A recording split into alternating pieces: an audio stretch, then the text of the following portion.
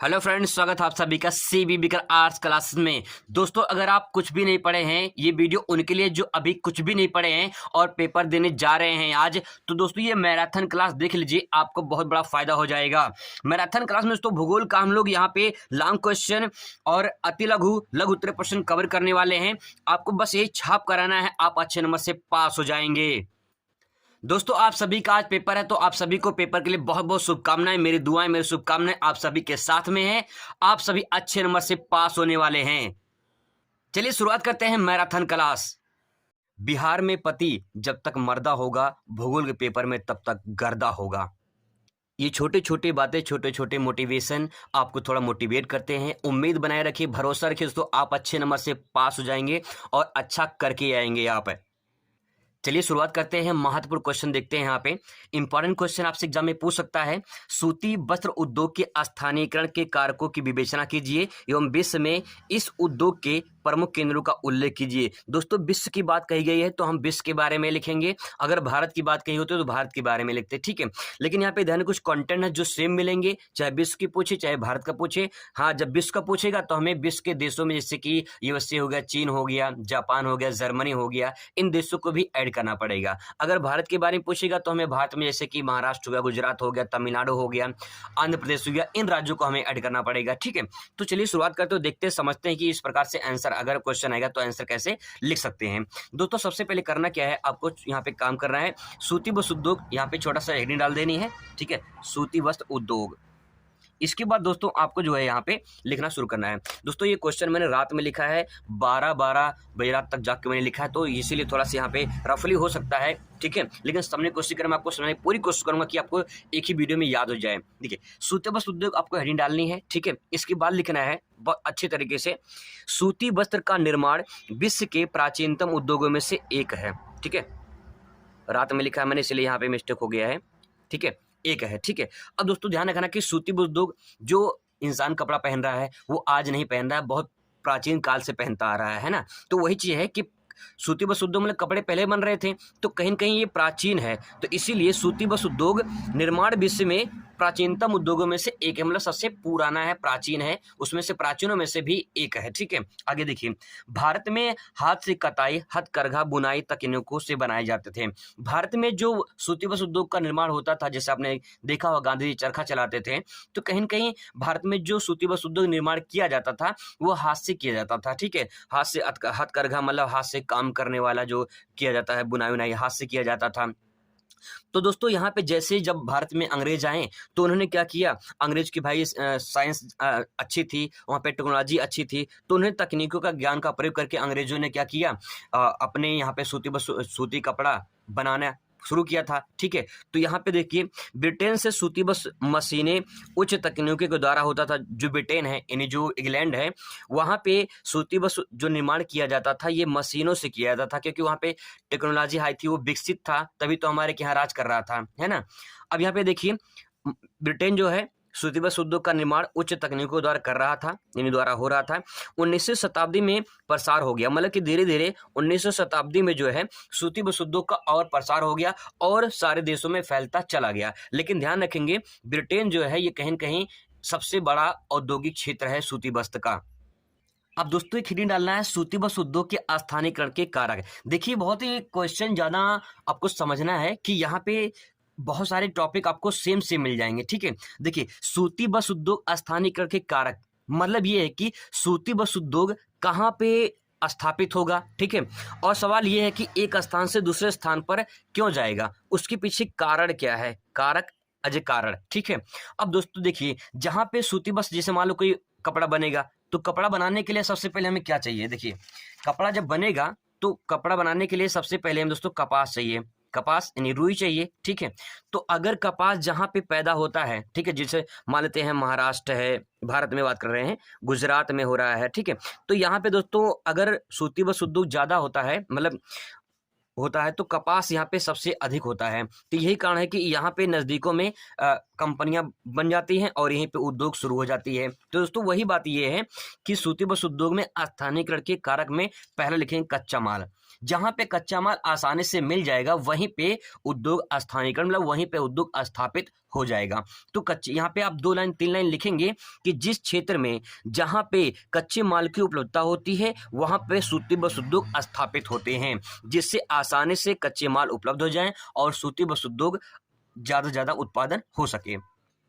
दोस्तों मैं आपको इंपॉर्टेंट हेडिंग बता दे रहा हूँ, बस आपको समझ लेना कि हेडिंग में क्या लिखना है। आपको दोस्तों ध्यान रखना है कि यूपी बोर्ड में क्या होता है कि पूरी कॉपी जो होती है वो एग्जामिनर पढ़ते नहीं है, उतना टाइम नहीं होता है पढ़ने के लिए, ठीक है। बहुत सारी कॉपी, लाखों कॉपियाँ होती हैं। आप देखिए कि 58 लाख से ज़्यादा जो है विद्यार्थी बैठे हैं तो बोर्ड पेपर में, तो कहीं न कहीं कॉपियाँ बहुत ज़्यादा चेक करना होता है।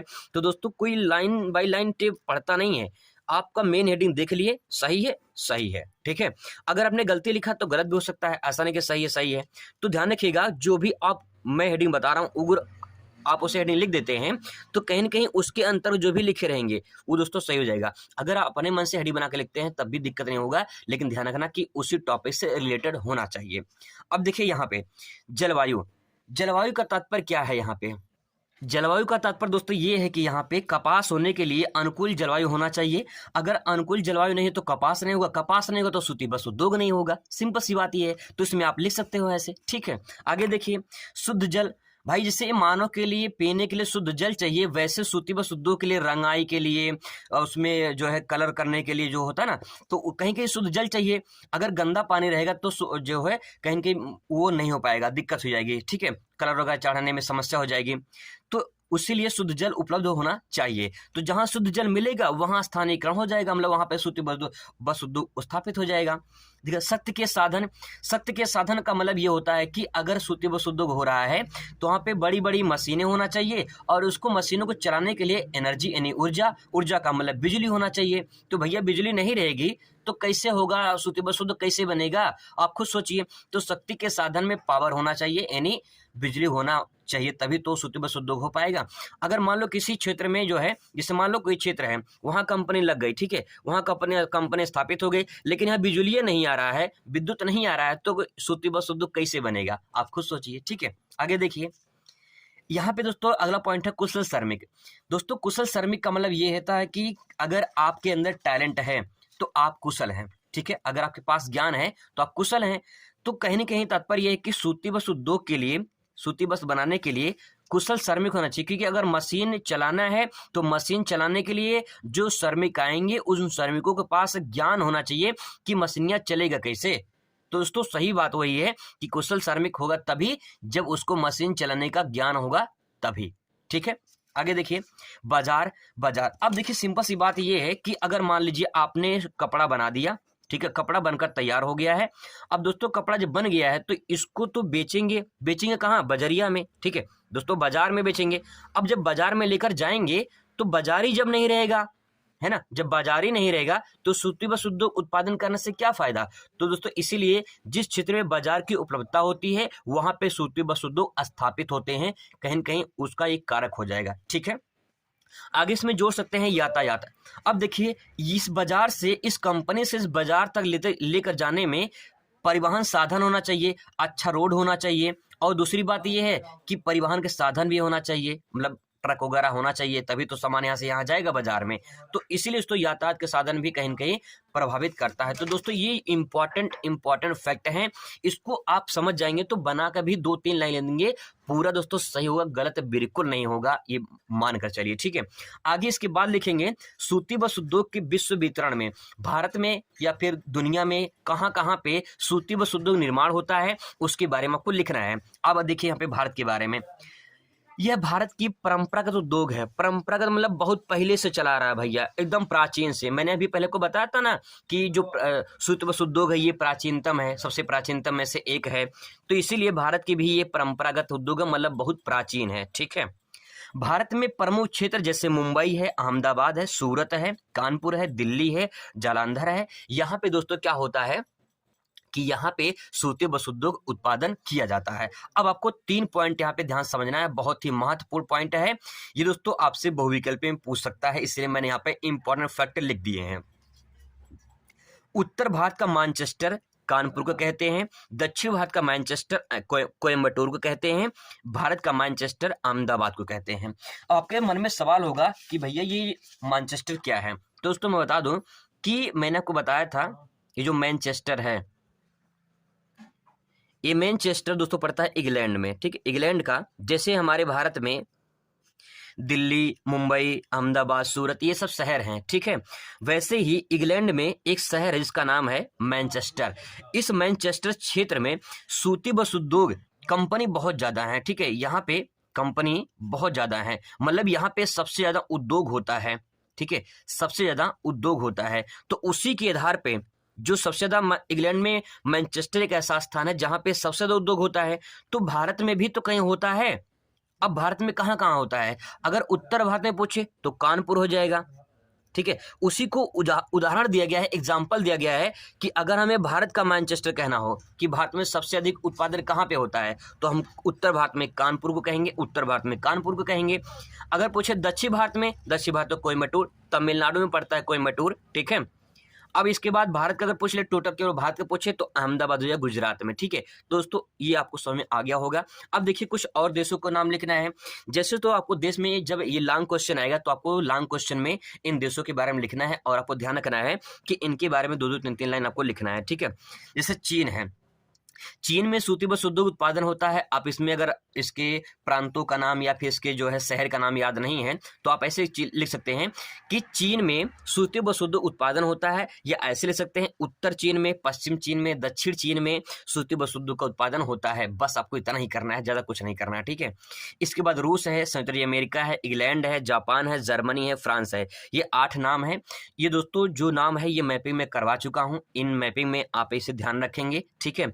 आपको कम से कम 5 देश का नाम तो जरूर लिखना है अगर सूती बस उद्योग पूछता है तो।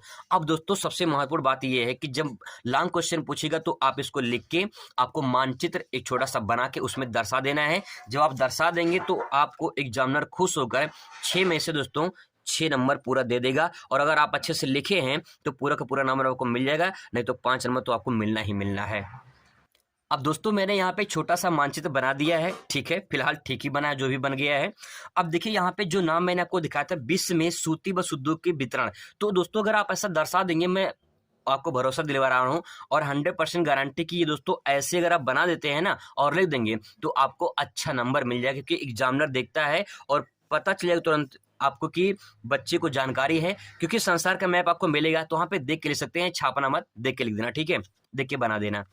अब देखिए यूएसए यहाँ पे है, ठीक है। ये है यूएसए और यहाँ पे ये है कनाडा, ठीक है। ये कनाडा हो गया, ऊपर कनाडा, बीच में यूएसए, यहाँ मैक्सिको है, ठीक है। इसको ध्यान में रखेंगे। कनाडा यूएसए हो गया। इसके बाद है इंग्लैंड, ये ठीक है, इंग्लैंड हो गया। और यहाँ फ्रांस हो गया, और फ्रांस के बाद यहाँ पे दोस्तों हो गया जर्मनी, ये भारत और चीन, ये यहाँ देखिए जापान। तो ये कुछ नाम है जिनको आपको ध्यान में रखना है। मैपिंग में भी यहाँ से नाम दोस्तों ध्यान में रखना है, ये क्वेश्चन यहाँ से मैपिंग में भी पूछ लेता है। तो 2 फायदा आपको हुआ, 2 नहीं बल्कि कई सारे फायदे हुए हैं, क्योंकि आप लॉन्ग क्वेश्चन तैयार कर चुके हैं। दोस्तों ये भी क्वेश्चन लॉन्ग क्वेश्चन है, बहुत ही ज्यादा इंपॉर्टेंट है, ये बात ध्यान रखिएगा। चाहे आपसे लौह इस्पात उद्योग के बारे में पूछे, चाहे आपसे सूती बस उद्योग के बारे में पूछे, इन दोनों में से एक तो पक्का पूछ लेता है, इसलिए दोनों तैयार कर लीजिए अच्छे तरीके से, ठीक है। देखिए, लोहा इस्पात उद्योग के स्थानीयकरण के कारण बताइए तथा प्रमुख केंद्रों का वर्णन कीजिए। अब दोस्तों इसके बारे में हमको लिखना है, तो कैसे लिखेंगे? सबसे पहले आपको हेडिंग डालना है लोहा इस्पात उद्योग या लौह इस्पात उद्योग, ऐसे हेडिंग डाल देनी है, ठीक है। इसके बाद दोस्तों जब आप हेडिंग डाल देंगे तो इसके बारे में थोड़ा सा लिखना है। क्या लिखना है वो भी देख लीजिए। लोहा यह है एक प्रकार का आधारभूत उद्योग है। अब सवाल यह है कि आधारभूत क्या है? आधारभूत, ठीक है, जो आधार में फोटो आता है भूतों की तरह, वो आधारभूत है? नहीं, ऐसा कुछ नहीं है दोस्तों। ये यहाँ पे कहा गया आधारभूत का, जैसे मान लो आप यहाँ पे घर बनवा रहे हो, ठीक है। तो दोस्तों आप पहले घर बनाने से पहले क्या देते हैं? पिलर देते हैं, ठीक है। क्या देते हैं? पिलर देते हैं। तो जो पिलर है ये आधार है जिस पे ये पूरा का पूरा घर टिका हुआ है। तो दोस्तों ये जो आधार है इसी को कहते हैं आधारभूत उद्योग। तो इसमें सवाल ये है कि जो लोहा है, ठीक है, जो लोहा है ये क्या है? आधारभूत उद्योग के अंतर्गत आता है, क्योंकि लोहा ना होता तो विभिन्न प्रकार के परिवहन साधन ना बनते और विभिन्न प्रकार के मशीनें ना बनती, जितने सारे आप उपकरण देख रहे हैं वो सब ना बनता। तो इसीलिए दोस्तों लोहा को आधारभूत उद्योग कहा गया है, ठीक है। आगे देखिए, आधुनिक युग की आधारशिला मशीनों के निर्माण पर रखी गई है। वही बात यहाँ पे कहा गया है कि जो आधुनिक युग है, जो चल रहा है ये आधुनिक युग, उसकी जो आधारशिला है वो मशीनों के निर्माण पर रखी हुई है। अगर मशीन नहीं रहेगा तो दोस्तों कहीं कि आधुनिक युग नहीं बनेगा, और जब लोहा ही नहीं रहेगा तो मशीन भी नहीं बनेगा, और जब मशीन नहीं रहेगा तो आधुनिक युग नहीं बनेगा। बात समझ में आ रही है? लोहा नहीं रहेगा तो मशीन नहीं बनेगा, और मशीन ही नहीं बनेगा तो आधुनिक युग नहीं बनेगा। जब आधुनिक युग नहीं बनेगा तो मानव विकास कैसे कर पाएगा? ठीक है, आगे देखिए। मशीनों का निर्माण लोहा इस्पात व्यवसाय है। मशीनों का जो निर्माण है ये लौह इस्पात व्यवसाय है। दोस्तों लौह इस्पात व्यवसाय का मतलब ये है कि लौह इस्पात जो उद्योग करते हैं इसमें विभिन्न प्रकार की मशीनें बनाई जाती हैं, तो वही बात इसमें कहा गया है। इसमें अगला पॉइंट देख सकते हैं, लोहा इस्पात उद्योग सभी व्यवसाय की कुंजी होती है, क्योंकि जितने सारे मशीन उपकरण बनते हैं, बहुत सारी कंपनियां, बहुत सारे उद्योग जो स्थापित होते हैं, जो बड़ी बड़ी मशीनें लगाई जाती हैं जिसमें विभिन्न प्रकार के परिवहन साधन होते हैं, कहीं न कहीं वो दोस्तों लोहा इस्पात उद्योग पर ही निर्भर होता है, और उनकी कुंजी जो होती है कहीं न कहीं लोहा इस्पात पर ही टिकी होती है।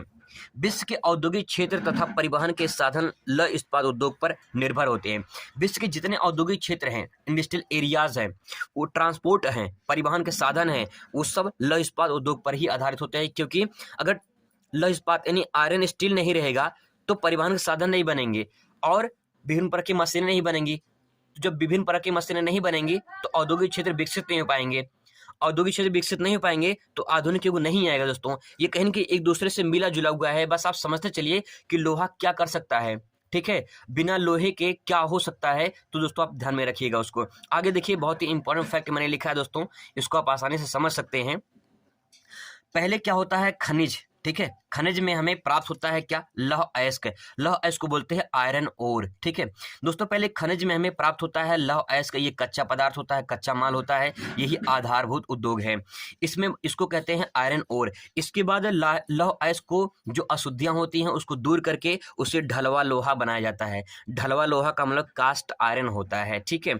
इसके बाद ढलवा लोहा को और मजबूत बनाकर उसे पिटवा लोहा तैयार किया जाता है। पिटवा लोहा का मतलब होता है रॉट आयरन। इसके बाद पिटवा लोहा को दोस्तों आगे जो और मजबूत बनाया जाता है उसमें बनता है लोहा इस्पात, और इस पे जो ये लोहा इस्पात होता है इसको बोलते हैं आयरन स्टील। अब फिर आयरन स्टील से विभिन्न प्रकार के परिवहन साधन, मशीन वगैरह बनाए जाते हैं। तो दोस्तों ये जो फैक्ट मैंने लिखा है इंपॉर्टेंट फैक्ट है, इसको जरूर आपको लिखना है। पहले लौह अयस्क, फिर ढलवा लोहा, फिर पिटवा लोहा, फिर इसके बाद लौह इस्पात बनेगा, ठीक है। तो दोस्तों इसको ध्यान रखेंगे, आयरन और कास्ट आयरन, रॉट आयरन और आयरन स्टील। अब दोस्तों सबसे महत्वपूर्ण बात यह है, लौह इस्पात उद्योग के स्थानीयकरण के कारक बताइए।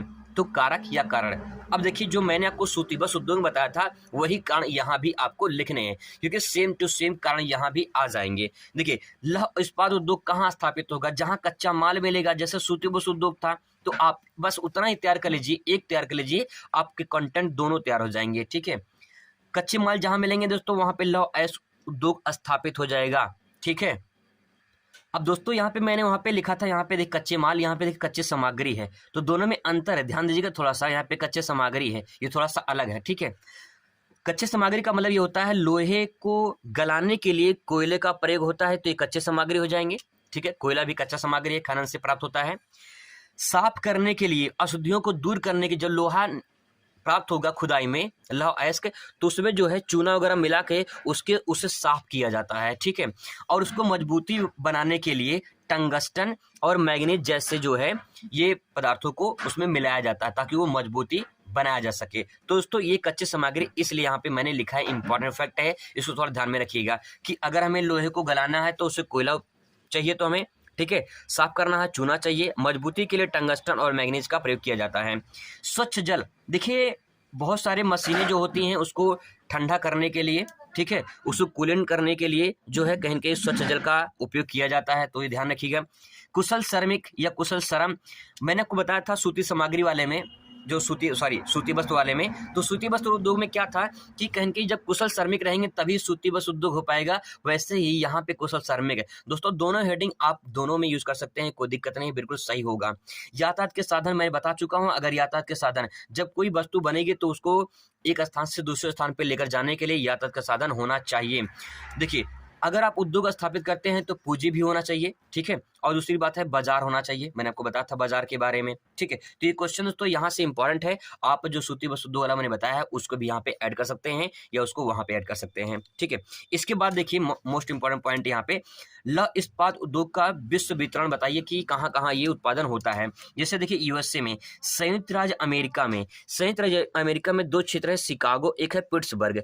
जब दोस्तों अगर आपको नाम ये नहीं याद आएगा तो आप ऐसे नाम लिख देना, यूएसए, संयुक्त राज्य अमेरिका में जो है उत्तरी या मध्य अमेरिका में जो है लौह इस्पात उद्योग होता है, बस आपको इतना लिख देना है, बस सफिशिएंट है। इसके बाद दोस्तों रूस में साइबेरिया वाला क्षेत्र है, मास्को है, रूस की राजधानी मास्को है, ठीक है। तो यहाँ पे ये हो जाएगा। जापान में नागासाकी, हिरोशिमा, टोक्यो है। जापान में आपने देखा होगा, सुना होगा जो है कि द्वितीय विश्व युद्ध में नागासाकी हिरोशिमा में परमाणु बम गिराया था अमेरिका ने, तो नागासाकी हिरोशिमा वहां दे सकते हैं। टोक्यो की राजधानी है जापान के। चीन मंचूरियन आप खाए होंगे, मंचूरिया और यांगटीसी, ठीक है। यांगटीसी घाटी जो नदी, यांगटीसी नदी है उसकी घाटी में जो है उत्पादन होता है, घाटी क्षेत्र वाले में। भारत में बात करें तो दोस्तों इंपॉर्टेंट है, भारत वाला ध्यान रखिएगा। भारत में बोकारो है, राउरकेला है, दुर्गापुर है, भिलाई है, जमशेदपुर है, ठीक है। यहाँ से दोस्तों एक क्वेश्चन अलग से पूछ सकता है, बोकारो कहाँ पे है, झारखंड में है। अब देखिए मैं आपको याद करवा दूँ थोड़ा से, अगर आपसे कहे कोई, ठीक है, अगर आपसे कोई कहे कि भैया थोड़ा सा ये कार है, एक कार है, जैसे देख लीजिए, ठीक है, एक कार हम मान लेते हैं, ये क्या बन गया, आपको इमेजिन करना है कि कार ही है, ठीक है। ये मान लीजिए कार है दोस्तों, इस कार को है ना, जो कार यहाँ पे है, कोई कह रहा है अपने मालिक कह रहा है नौकर से, वो जो कार है वो कार झाड़ दो, भाई गंदा हो गया, वो कार झाड़ दो। तो दोस्तों ये हो जाएगा, वो कार मतलब वो कारो और झाड़ से झारखंड हो जाएगा। दोस्तों आपको यही याद कराना चाह रहा था कि यहाँ पे देख सकते हैं, यहाँ पे जो बोकारो लिखा हुआ है ना, बोकारो, तो वो कार झाड़ दो तो बोकारो हो जाएगा और झाड़ से झारखंड हो जाएगा, आप ऐसा कर सकते हैं। अब देखिए राउरकेला, अगर मैं कहूँ जो राउरकेला है ना वो खराब हो चुका है, राउरकेला खराब हो चुका है, तो उससे उड़ीसा हो जाएगा। ये कहाँ पे है, उड़ीसा में है, ठीक है। राउरकेला खराब हो चुका है तो उड़ीसा और राउरकेला हो जाएगा। दुर्गापुर, देखिए जो दुर्गा पूजा जब आता है तो दुर्गा पूजा बहुत ज़्यादा जो अच्छे से मनाया जाता है वो बगल में मनाया जाता है। कहाँ पे, बगल में, बगल मतलब पश्चिम बंगाल, यानी वेस्ट बंगाल, ठीक है। भिलाई। अब देखिए भाई, कोई भी हो आपका भलाई नहीं करना चाहता, भलाई करना कोई चाहता है, नहीं करना चाहता है, इसलिए नहीं करना चाहता कि कोई 36 की दूरी होती है, कितनी दूरी होती है, 36 का दूरी होता है, तो छत्तीसगढ़ हो जाएगा, ठीक है। ये हो जाएगा छत्तीसगढ़ हो जाएगा। आगे दोस्तों यहाँ पे देखिए जमशेदपुर झारखंड में है, ठीक है। टाटा जी, जमशेद जी टाटा, रतन टाटा के पिताजी जमशेद जी टाटा, ठीक है। अब दोस्तों यहाँ पे देखिए, अब इसी को मानचित्र में दर्शा देना है आपको, तो मानचित्र में जब दर्शाएंगे तो जो मैंने नाम वहाँ पे लिखा था आपको यहाँ पे लिख देना है, यूएसए हो जाएगा, जर्मनी हो जाएगा, रूस हो जाएगा, चीन, भारत और जापान। देखिए ये सूती वस्त्र उद्योग में यहाँ पे कुछ नाम मिलते जुलते हैं ना, यही भी नाम आपको यहाँ मिल रहे हैं, तो आपको बस कुछ नाम ही याद करना है, ज़्यादा नाम याद नहीं करना है, समझना है कि कौन कौन से देश हैं, यही मानचित्र में भी आएंगे, यही प्रश्नोत्तर में भी आएंगे, तो आप इतना ही तैयार कर लीजिए, आपका सफिशिएंट है। ये भी क्वेश्चन दोस्तों आपसे पूछ सकता है, विकासशील देशों में मानव बस्तियों की समस्याओं का वर्णन कीजिए, या इसी क्वेश्चन को अथवा करके पूछ सकता है, विकासशील देशों में नगरीय अधिवासियों की समस्याओं का विवेचना कीजिए। तो इस क्वेश्चन को आप ले सकते हैं, बहुत ही सिंपल है, ज़्यादा कुछ नहीं, नगरीय बस्तियों के बारे में पूछा है, इसके बारे में हम लोग पढ़ चुके हैं, बस थोड़ा समझना है कि क्या क्या कर सकते हैं। विकासशील देशों में नगरीय बस्तियों की समस्या को बताइए, तो यहाँ पे ले सकते हैं, यह समस्या विकासशील देशों में अधिक होता है, विकासशील देशों में, क्योंकि अधिकांश नगर गैर नियोजित ढंग से बसे होते हैं। गैर नियोजित का मतलब ये होता है कि बहुत सारे ऐसे जो घरें होते हैं, ठीक है, विकासशील देशों में वो नियोजित नहीं होते। जैसे मान लो घर ऐसे बना हुआ है, ठीक है, तो कहीं घर ऐसे बना हुआ है, तो मतलब विकसित देश जो होते हैं उनमें सही तरीके से बने होते हैं, लेकिन जो विकसित देश नहीं होते, जो विकासशील देश होते हैं, उनमें कहीं कहीं नियोजित तरीके से नहीं बसा होता है, का रास्ता कहीं पे निकला हुआ है, कहीं पे निकल रहा है। तो दोस्तों ध्यान रखिएगा कि जो अधिकांश नगर जो होते हैं वो नियोजित ढंग से बसे होते हैं, यही कारण होते हैं विकासशील देशों में कि नगरीय बस्तियां बहुत गंदी बस्तियों की तरह दिखाई देते हैं। जनसंख्या गांव से नगर की ओर पलायन करके भीड़ बढ़ा देते हैं।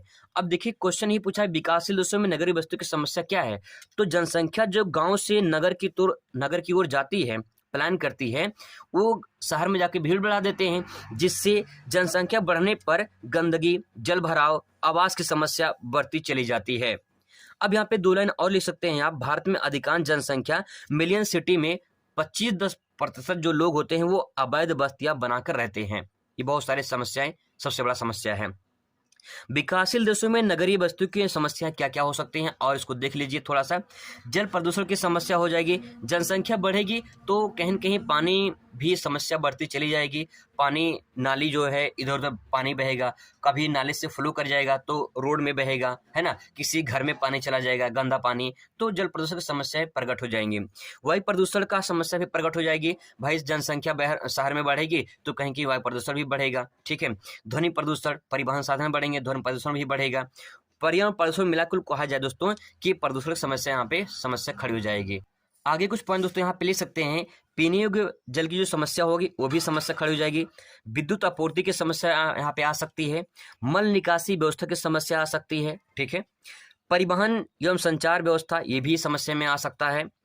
और एक स्वस्थ शहर, जैसे आपने देखा होगा ना कि जो है स्वच्छ वाराणसी, स्वच्छ जो है अब लिखते हैं, ऐसा लिखा रहता है ना कहीं कहीं, तो आपको ध्यान में रखना है। उससे शहर को स्वच्छ बनाने का संकल्पना किया जाता है, तो लेकिन शहर स्वच्छ कैसे होगा जब इतना गंदा हो रहा है। इसके बाद सामाजिक और सांस्कृतिक समस्या, 2-2 लाइन यहाँ पे लिख देंगे, आपका परफेक्ट हो जाएगा, ठीक है। इसके बाद तो आपसे प्रदूषण के बारे में पूछ सकता है, यही प्रदूषण वाला पॉइंट आप यहाँ पे ले सकते हैं। इसी क्वेश्चन को प्रदूषण इस तरह से भी क्वेश्चन को पूछ सकता है। तो भूगोल का पेपर हलवा होगा, यही छाप कराना आपका जलवा होगा। चलिए शुरुआत करते समझते हैं। भारत में जनसंख्या असमान वितरण के कारणों का वर्णन कीजिए। इसी क्वेश्चन दोस्तों का रिपीट किया है और अथवा करके पूछ लिया है। जनसंख्या के वितरण को प्रभावित करने वाले भौगोलिक कारकों का वर्णन कीजिए। मोस्ट इंपॉर्टेंट क्वेश्चन है दोस्तों। अगर ये क्वेश्चन आपके पेपर में आता है तो आप कैसे लिखेंगे? देखिए क्वेश्चन किसी प्रकार से घुमा सकता है, तो आपको घबराना नहीं है। आपको इतना ध्यान में रखना है कि भारत में जनसंख्या के असमान वितरण के कारण के बारे में पूछा है। जनसंख्या के वितरण को प्रभावित करने वाले कारक के बारे में पूछा गया है। कारक चाहे कहें चाहे कारण कहें, बात एक ही होता है। कारण अजय कारक दोनों एक ही चीजें हैं। अब दोस्तों इस बात को अगर क्वेश्चन आता है इसको आंसर कैसे लिखेंगे? सबसे पहले आपको एक प्यारा सा हेडिंग देना है, भारत में जनसंख्या के वितरण को प्रभावित करने वाले कारक। आपको इस तरह से एक सुंदर सा हेडिंग दे देनी है। दोस्तों ध्यान रखना, आपको राइटिंग बहुत बड़ा प्रभाव पड़ता है, तो राइटिंग पे थोड़ा ध्यान दीजिएगा, ठीक है। अब दोस्तों यहाँ पे जो आपको हेडिंग लिखना है, सबसे पहले तो आपको हेडिंग लिखना है, ठीक है। आपको पहले मैं बता दूं कि यहाँ पे क्वेश्चन क्या कहना चाह रहा है। दोस्तों क्वेश्चन में ये कहना चाह रहा है कि भारत में जनसंख्या वितरण, जैसे मान लीजिए कि भारत में इसे मान लो कोई क्षेत्र है ये, ठीक है, कोई एक क्षेत्र ये है, या मान लेते हैं यूपी है और वहीं मान लेते हैं सिक्किम है, ठीक है। तो यूपी में क्या कारण है कि सर्वाधिक जनसंख्या है? पूरे भारत की सबसे ज्यादा आबादी यूपी में रहती है, ठीक है। और क्या कारण कि सिक्किम में आबादी कम रहती है? तो दोस्तों इसके पीछे रीजन क्या है? वितरण, ये इसका वितरण मतलब बटा होना। तो ये जो बटा हुआ है इस तरह से, जनसंख्या यहाँ ज्यादा है, यहाँ पे कम है, जो भारत के दोनों एक ही राज्य हैं, मतलब राज्य हैं भारत के, ठीक है, फिर भी जनसंख्या यहाँ पे अलग अलग क्यों है? इसका कारण क्या है? यही दोस्तों आपसे कारण पूछा जा रहा है कि कारण क्या है भैया, कारण बता दो कि जनसंख्या अलग अलग जगह पे क्यों पाई जाती है, कहीं ज्यादा कहीं कम, क्या कारण है ये बताना है। दोस्तों यही क्वेश्चन एग्जाम में पूछ रहा है। अब चलिए शुरुआत करते हैं, समझते हैं। सबसे पहले यहाँ पे देखिए हम लोग बात करेंगे भौगोलिक कारण में। अगर मान लीजिए अलग से पूछ लेता है कि भौगोलिक कारण सिर्फ बताइए, तो सिर्फ आपको भौगोलिक कारण ही बताना है। इसी भौगोलिक कारण को आप प्राकृतिक या भौतिक कारक भी ले सकते हैं, कोई दिक्कत दोस्तों नहीं होगा। अब देखिए यहाँ पे सबसे पहला रीजन, आप खुद सोचना, रट्टा मत मारना दोस्तों, समझने की कोशिश करना। जो मैं आपको बताने वाला हूं बस आपको समझना, ठीक है। अब देखिए शुद्ध पेयजल, जैसे मान लीजिए एक क्षेत्र ये है और एक क्षेत्र ये है। यहाँ आपको गंदा पानी मिलता है पीने के लिए और यहाँ आपको स्वच्छ पानी मिलता है पीने के लिए। आप सोच कर बताइए मुझे, आप कहाँ जाना पसंद करेंगे, आप कहाँ रहना पसंद करेंगे? जहाँ पे स्वच्छ मिलता है। आपका जवाब तो यही होगा, जहाँ स्वच्छ जल मिलता है। दोस्तों जहाँ पे जल की उपलब्धता होती है, जहाँ पे जल पीने के लिए हमें मिलते हैं, वो कहीं कि इंसान के जीवन में जल का बहुत बड़ा महत्व होता है। तो दोस्तों अगर शुद्ध पेयजल यानी पेयजल नहीं मिल पाएगा तो जनसंख्या वहां पे क्यों जाएगी? तो सिंपल सी बात है कि जहां पे शुद्ध पेयजल होगा वहां पे जनसंख्या मिलेगी। अब आपको सबसे पहले तो आपको हेडिंग डालनी है, प्राकृतिक भौतिक कारक में ये सबसे पहला ये हेडिंग डालना है। हेडिंग के अंतर्गत हेडिंग है दोस्तों, ध्यान रखिएगा। अगर आप इस तरह से लिखेंगे तो मैं आपको भरोसा दिला रहा हूँ, विश्वास दिला रहा हूँ, तो अगर ये क्वेश्चन 9 नंबर में पूछा जाएगा, नहीं 6 नंबर पूछा जाएगा मान लेते हैं, तो आपको 6 में 6 अगर लाना है, मैथ की तरह नंबर लाना है, तो आपको ये काम करना हो, क्योंकि आर्ट साइज में पूरा नंबर दोस्तों नहीं मिलता है अगर आप सही तरीके से नहीं लिखे, लेकिन अगर लिखे हैं तो मिल भी सकता है, ऐसी बात नहीं मिलता नहीं है दोस्तों। वही मैं आपको बताना चाह रहा हूँ कि कैसे आपको पूरा नंबर मिलेगा। हेडिंग के अंतर्गत हेडिंग है तो यहाँ पे पहले आपको लिखना शुद्ध पेयजल, इसके बारे में फिर आपको 2-4 लाइन लिखना है। क्या लिखना है आप अपने मन से लिख सकते हैं, जो मैं आपको बता रहा हूँ कि जिस क्षेत्र में शुद्ध पेयजल की उपलब्धता होती है वहां मानव जीवन प्रभावित होता है। ठीक है, अब मैंने जो एग्जांपल बताया है कि एक जगह गंदा पानी मिलता है, एक जगह स्वच्छ पानी मिलता है, आप किस जगह जाना पसंद करेंगे। आप ये डायग्राम बना के एग्जाम्पल अगर दे दे थोड़ा सा कि यहाँ गंदा पानी मिलता है, स्वच्छ पानी मिलता है, तो मानव जनसंख्या प्रभावित होती है। अगर आप ऐसे डायग्राम भी बना देंगे ना तब भी दोस्तों आपका सही हो जाएगा, 100% गारंटी दोस्तों बोल रहा हूँ। जो एग्जामिनर कॉपी चेक करते हैं उनकी पूरी की पूरी बात ये बता रहा हूं मैं कि कैसे कॉपी चेक होती है। डायग्राम और चित्र, मानचित्र का प्रयोग जरूर करना है आपको पेपर में, खासकर लॉन्ग क्वेश्चन में। इसके बाद दोस्तों धरातलीय संरचना देखिए। धरातलीय संरचना आप खुद सोचिए, अगर आप कभी जो है पहाड़ पे गए हों, ठीक है, कभी जो है पर्वत पे गए हैं, कभी पठार पे गए हों, कभी मैदान पे हों, तो आप सभी ज़्यादातर मैदान पे ही होंगे, पर्वत पठार देखे होंगे। आप खुद इमेजिन करिए कि सबसे ज़्यादा आबादी कहाँ पे रहती है, सबसे ज़्यादा मानव बसाव कहाँ पे रहता है। यानी दोस्तों आपका जवाब होगा सबसे ज़्यादा मानव कहाँ रहता है, तब आपका जवाब होगा कि सबसे ज़्यादा मैदान में ही रहते हैं। ठीक है, पर्वत पे तो बहुत कम देखने को मिलते हैं, तो दोस्तों यहाँ पे मैदान में ऐसा क्या है कि मानव यहाँ ज़्यादा देखने को मिलते हैं कि भैया यहाँ मानव इसलिए ज़्यादा देखने को मिलते हैं क्योंकि मैदान पे मानव की आवश्यकताओं की पूर्ति हो जाती है, तो इसीलिए मानव यहाँ पे ज़्यादा बसना पसंद करता है, इसीलिए मैदान प्रभावित करते हैं कहीं न कहीं। ठीक है दोस्तों, ये एग्जाम्पल आप इस तरह से बना सकते हैं, ये डायग्राम भी आप बना सकते हैं इस तरह से, पर्वत बना देना, पठार बना देना, मैदान बना देना। ये पर्वत है, ये पठार है, ठीक है, ये पठार है, पर्वत। मैदान से ऊंचा उठा भाग जिसका ऊपरी सिरा समतल होता है उसे पठार कहते हैं, पठार से ऊंचा उठा भाग जिसका ऊपरी सिरा नोकीला होता है उसे पर्वत कहते हैं। दोस्तों समझ में आ रहा होगा आई होप। अब दोस्तों इसके बाद जो आप ये डायग्राम बनाएंगे, यहाँ पे 2-4 आदमी ऐसे बना दिए फटाफट, क्या करना है बस ऐसे करना है और ज़्यादा टाइम थोड़ी लगाना है। ठीक है, वहाँ पे तो दोस्तों इस तरह से अगर आप ऐसे लिखते हैं तो आपको मैथ की तरह पूरा नंबर मिलेगा, ये दोस्तों विश्वास करिए, भरोसा करिए। आगे देखिए जलवायु, सिंपल सी बात ये है कि जलवायु प्रभावित करती है। जैसे देखिए कहीं पे उष्ण जलवायु है, कहीं पे शीत जलवायु है और कहीं पे शीतोष्ण जलवायु है, आपने पढ़ा होगा इन सब के बारे में। अगर इस प्रकार से जलवायु कहीं ज़्यादा गर्मी पड़ रही है, ठीक है, जैसे मैं अगर कहूँ राजस्थान के मरुस्थल में आप चले जाइए, वहाँ पे बिताइए, वहाँ पे अपनी ज़िंदगी बिताइए, तो हो सकता आप वहाँ पे ना जाएं क्योंकि वहाँ पे गर्मी बहुत ज़्यादा है। अगर मैं आप कहूँ कि चले जाइए आप जो है शीत मरुस्थल में, जहाँ पे शीत मरुस्थल जैसे मान लो लद्दाख है, ठीक है, जम्मू कश्मीर है, हालांकि वहाँ इंसान रहते हैं लेकिन जहाँ पे एकदम बर्फबारी होती है उस बर्फ में रहना, तो आपको हो सकता है कि आपको पूरी ज़िंदगी ना बिता पाए वहाँ पे। शीतोष्ण, यहाँ पे थोड़ा सा शीत, थोड़ा सा उष्ण में थोड़ी सी गर्मी, थोड़ी सी ठंडी यहाँ पे होती है, तो मानसून यहाँ पे मतलब जलवायु ज़्यादा प्रभावित होती है और मानव भी जीवन यहाँ पे ज़्यादा निवास करना चाहते हैं क्योंकि यहाँ जलवायु अनुकूल होती है। तो दोस्तों सवाल ये है कि जलवायु भी मानव जीवन को प्रभावित करती है, यही बात आपको इसमें लिखना है कि जलवायु जो होती है उष्ण जलवायु, शीतोष्ण जलवायु, शीत जलवायु में मानव जीवन को प्रभावित करती है, इसीलिए मानव अलग अलग जगह पे दिखाई देती है। ठीक है, अब देखिए यहाँ पे अगला पॉइंट है उपजाऊ मिट्टी।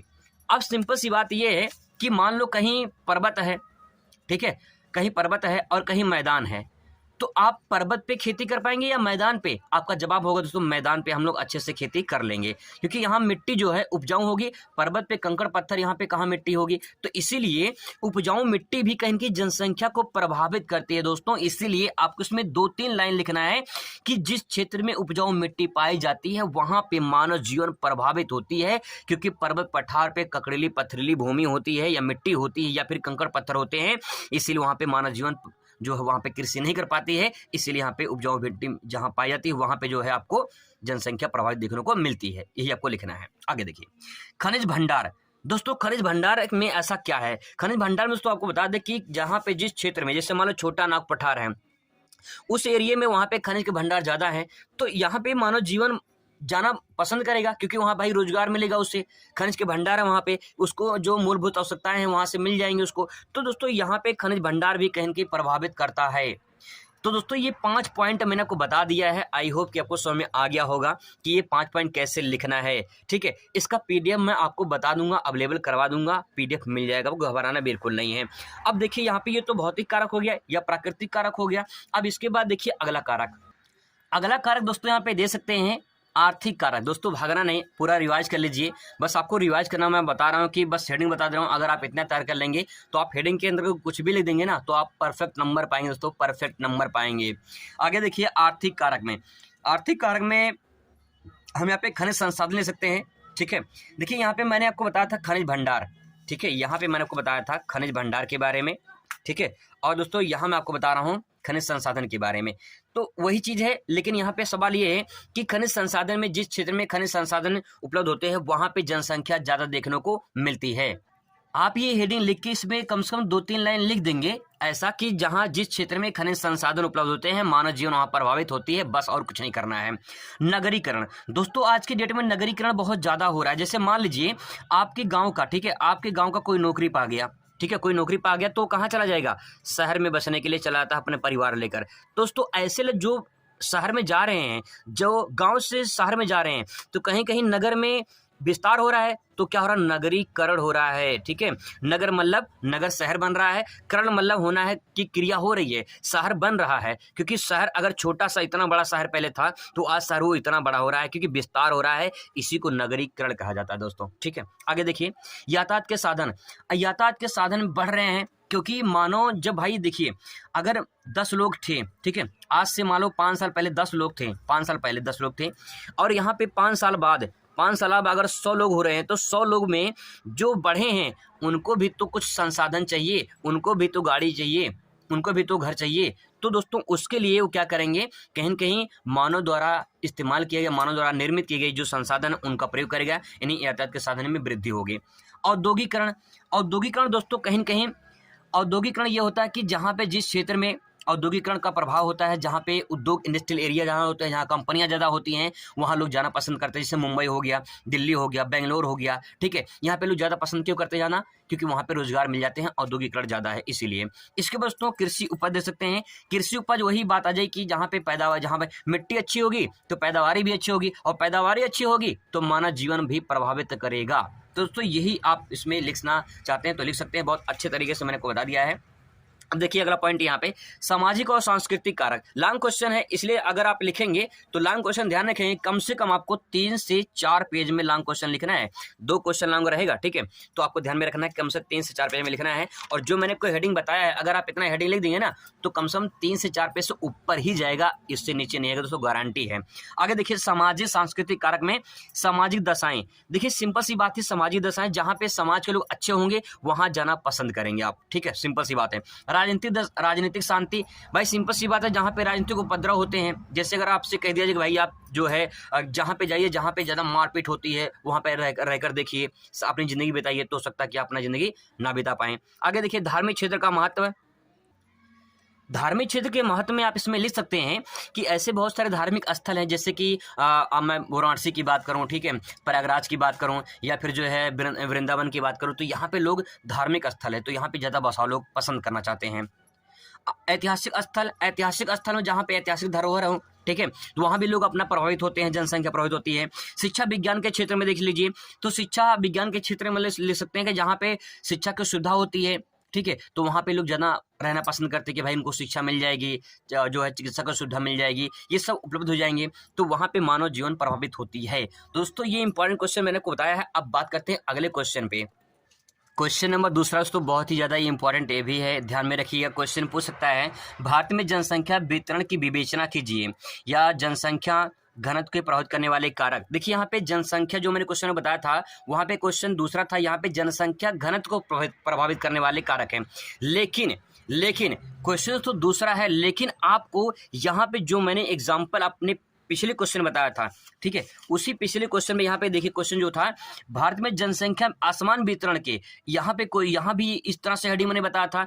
अब दोस्तों वही हेडिंग आपको यहाँ भी इस्तेमाल करनी है, जनसंख्या घनत्व को प्रभावित करने वाले कारक है। क्योंकि जनसंख्या क्या कारण है कि बिहार में सर्वाधिक जनसंख्या है, और क्या कारण है कि अरुणाचल प्रदेश में 1 किलोमीटर में केवल 17 व्यक्ति ही निवास करते हैं, क्या कारण है ऐसा। तो दोस्तों जो कारण मैंने यहाँ बताया है, यहाँ पे क्वेश्चन में देख लीजिए, इसी क्वेश्चन में ऐसे ही कारण आपको यहाँ पे लिखने हैं, और इसमें एक छोटा सा डायग्राम बना देना है। अगर ये मैपिंग आप कर देते हैं, आपको मैप मिलेगा, वहाँ पे देख के छोटा सा बना देंगे कि सर्वाधिक जनसंख्या कहाँ पे है, सर्वाधिक बिहार में है, ठीक है। सबसे कम कहाँ पे, अरुणाचल प्रदेश में है। तो दोस्तों इस तरह से अगर बना देते हैं तो आपको मैथ की तरह पूरा नंबर मिल जाएगा और सही तरीके से आप पूरा नंबर पा जाएंगे। दोस्तों इसको आप कर लेना, ये क्वेश्चन बस घुमा देगा आपको, तो आंसर वही रहेगा, ध्यान में रखिएगा। इसलिए मैं आपको ये अब नहीं बताऊं क्योंकि मैंने आपको बता दिया है। अब देखिए आगे क्वेश्चन नंबर तीसरा। क्वेश्चन नंबर तीसरा दोस्तों दे सकते हैं, जनसंख्या वृद्धि को परिभाषित कीजिए। जनसंख्या वृद्धि से होने वाले समस्याओं, जनसंख्या वृद्धि को रोकने के उपाय बताइए। आपको महत्वपूर्ण जानकारी के मुताबिक बता दूं कि ये क्वेश्चन आया है किसमें, आया है निबंध में, हिंदी में निबंध में पूछा गया है कि जनसंख्या वृद्धि से होने वाली समस्याएं और उसके कारण समस्याओं समाधान बताइए। तो ये क्वेश्चन बहुत ही इंपॉर्टेंट है दोस्तों, आप इसे बना के भी ले सकते हैं, बस आपको थोड़ा सा पता होना चाहिए इसको कैसे तैयार करेंगे। देखिए सबसे पहले तो बात करेंगे जनसंख्या वृद्धि किससे कहते हैं, आपको हेडिंग डालना है और उसके बाद आपको लिखना है। लिखना क्या है, किसी क्षेत्र या प्रदेश में एक निश्चित समय में अवधि में जनसंख्या में होने वाले परिवर्तन को जनसंख्या वृद्धि कहते हैं। एग्जाम्पल के तौर पर अगर समझने की कोशिश करिए तो मान लीजिए कोई प्रदेश है, कोई क्षेत्र है, यहाँ पे 10,000 लोग हैं, ठीक है। 15 साल बाद अगर यहाँ पे 1 लाख हो जा रहे हैं तो इसी को जनसंख्या वृद्धि कहते हैं। इस डायग्राम को भी आप इस्तेमाल कर सकते हैं, आंसर परफेक्ट हो जाएगा दोस्तों। आप रट्टा मत मार कर जाइए, सिर्फ समझिए कि जनसंख्या वृद्धि का मतलब क्या। जैसे मान लीजिए आपका गांव है, आपका क्षेत्र है, वहां पे जनसंख्या 10,000 है, 15 साल बाद जनसंख्या बढ़ जा रही है तो ही जनसंख्या वृद्धि कहलाएगी।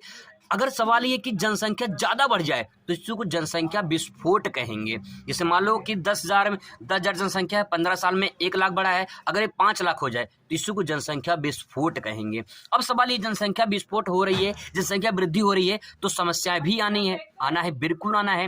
देखिए क्या क्या समस्या आ सकते हैं दोस्तों, जो मैं आपको हेडिंग बता रहा हूँ, अगर आप हेडिंग तैयार करके जाते हैं तो अगर आप उसे लिख कर आएंगे तो गारंटी है कि आपको आसानी से याद होगी। देखिए सबसे पहले दोस्तों ध्यान समझने की कोशिश करिए, अगर मान लेते हैं कि किसी भी परिवार में ठीक है, किसी परिवार में 10 लोग हैं, ठीक है, 5 साल बाद ये परिवार 50 लोग का हो जाता है। अब सवाल है कि इनके 50 लोग जो बढ़े हैं, इनकी आवश्यकताएं बढ़ेंगी, यानी खाना पीना रहना वहना सब कुछ इनके बढ़ेंगी। अब सवाल ये है, सबसे पहले तो यहाँ पे जनसंख्या बढ़ेगी तो सबसे पहले क्या बढ़ेगा, खाद्यान्न, मतलब कि भाई भोजन सामग्री चाहिए तो खाद्यान्न, जब जनसंख्या बढ़ेगी और जमीन नहीं बढ़ेगा तो खाद्यान्न की समस्या होगी कि नहीं होगी, बिल्कुल होगा। दोस्तों पहला हेडिंग क्या हो जाएगा, खाद्यान्न की समस्या। रट्टा मत मारिए, केवल समझ लीजिए कि जनसंख्या बढ़ेगी तो खाद्यान्न की समस्या, मतलब खाने पीने की समस्या बढ़ जाएगी। तो पहली समस्या क्या हो जाएगी, खाद्यान्न की समस्या। दूसरी समस्या क्या हो जाएगी, भाई रहना चाहिए उनको तो आवास ले सकते हैं, तो आवास की समस्या हो जाएगी। दोस्तों यहाँ पे देखिए आवास की समस्या, मैंने क्रम नहीं लिखा लेकिन बता दे रहा हूँ आपको, इस तरह से अगर याद करेंगे तो दिक्कत नहीं होगी, आपको रट्टा नहीं मानना पड़ेगा।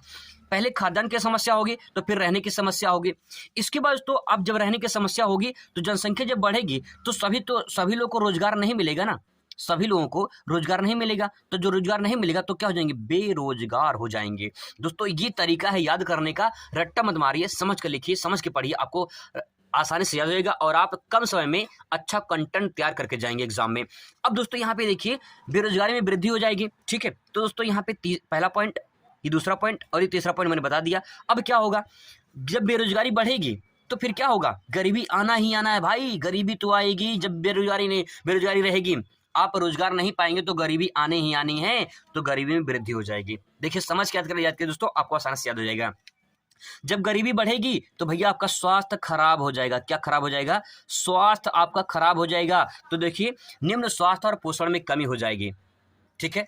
अब इसके बाद जब स्वास्थ्य में कमी हो जाएगी तो आपका मूल स्तर घट जाएगा। मतलब मूल स्तर का मतलब ये है कि आपकी वैल्यू घट जाएगी। जब भाई आप बीमार रहेंगे, अस्वस्थ रहेंगे, कुछ काम नहीं कर पाएंगे तो आपका दाम घट जाएगा। अगर आप स्वस्थ रहिए तो आप काम करने लायक है तो आपको 500 रुपये मिल सकता है, लेकिन अगर आप अस्वस्थ काम करने लायक नहीं है तो आपको 200 रुपये भी दोस्तों कोई नहीं देगा। ये दोस्तों विश्वास करिए, भरोसा करिए, ठीक है।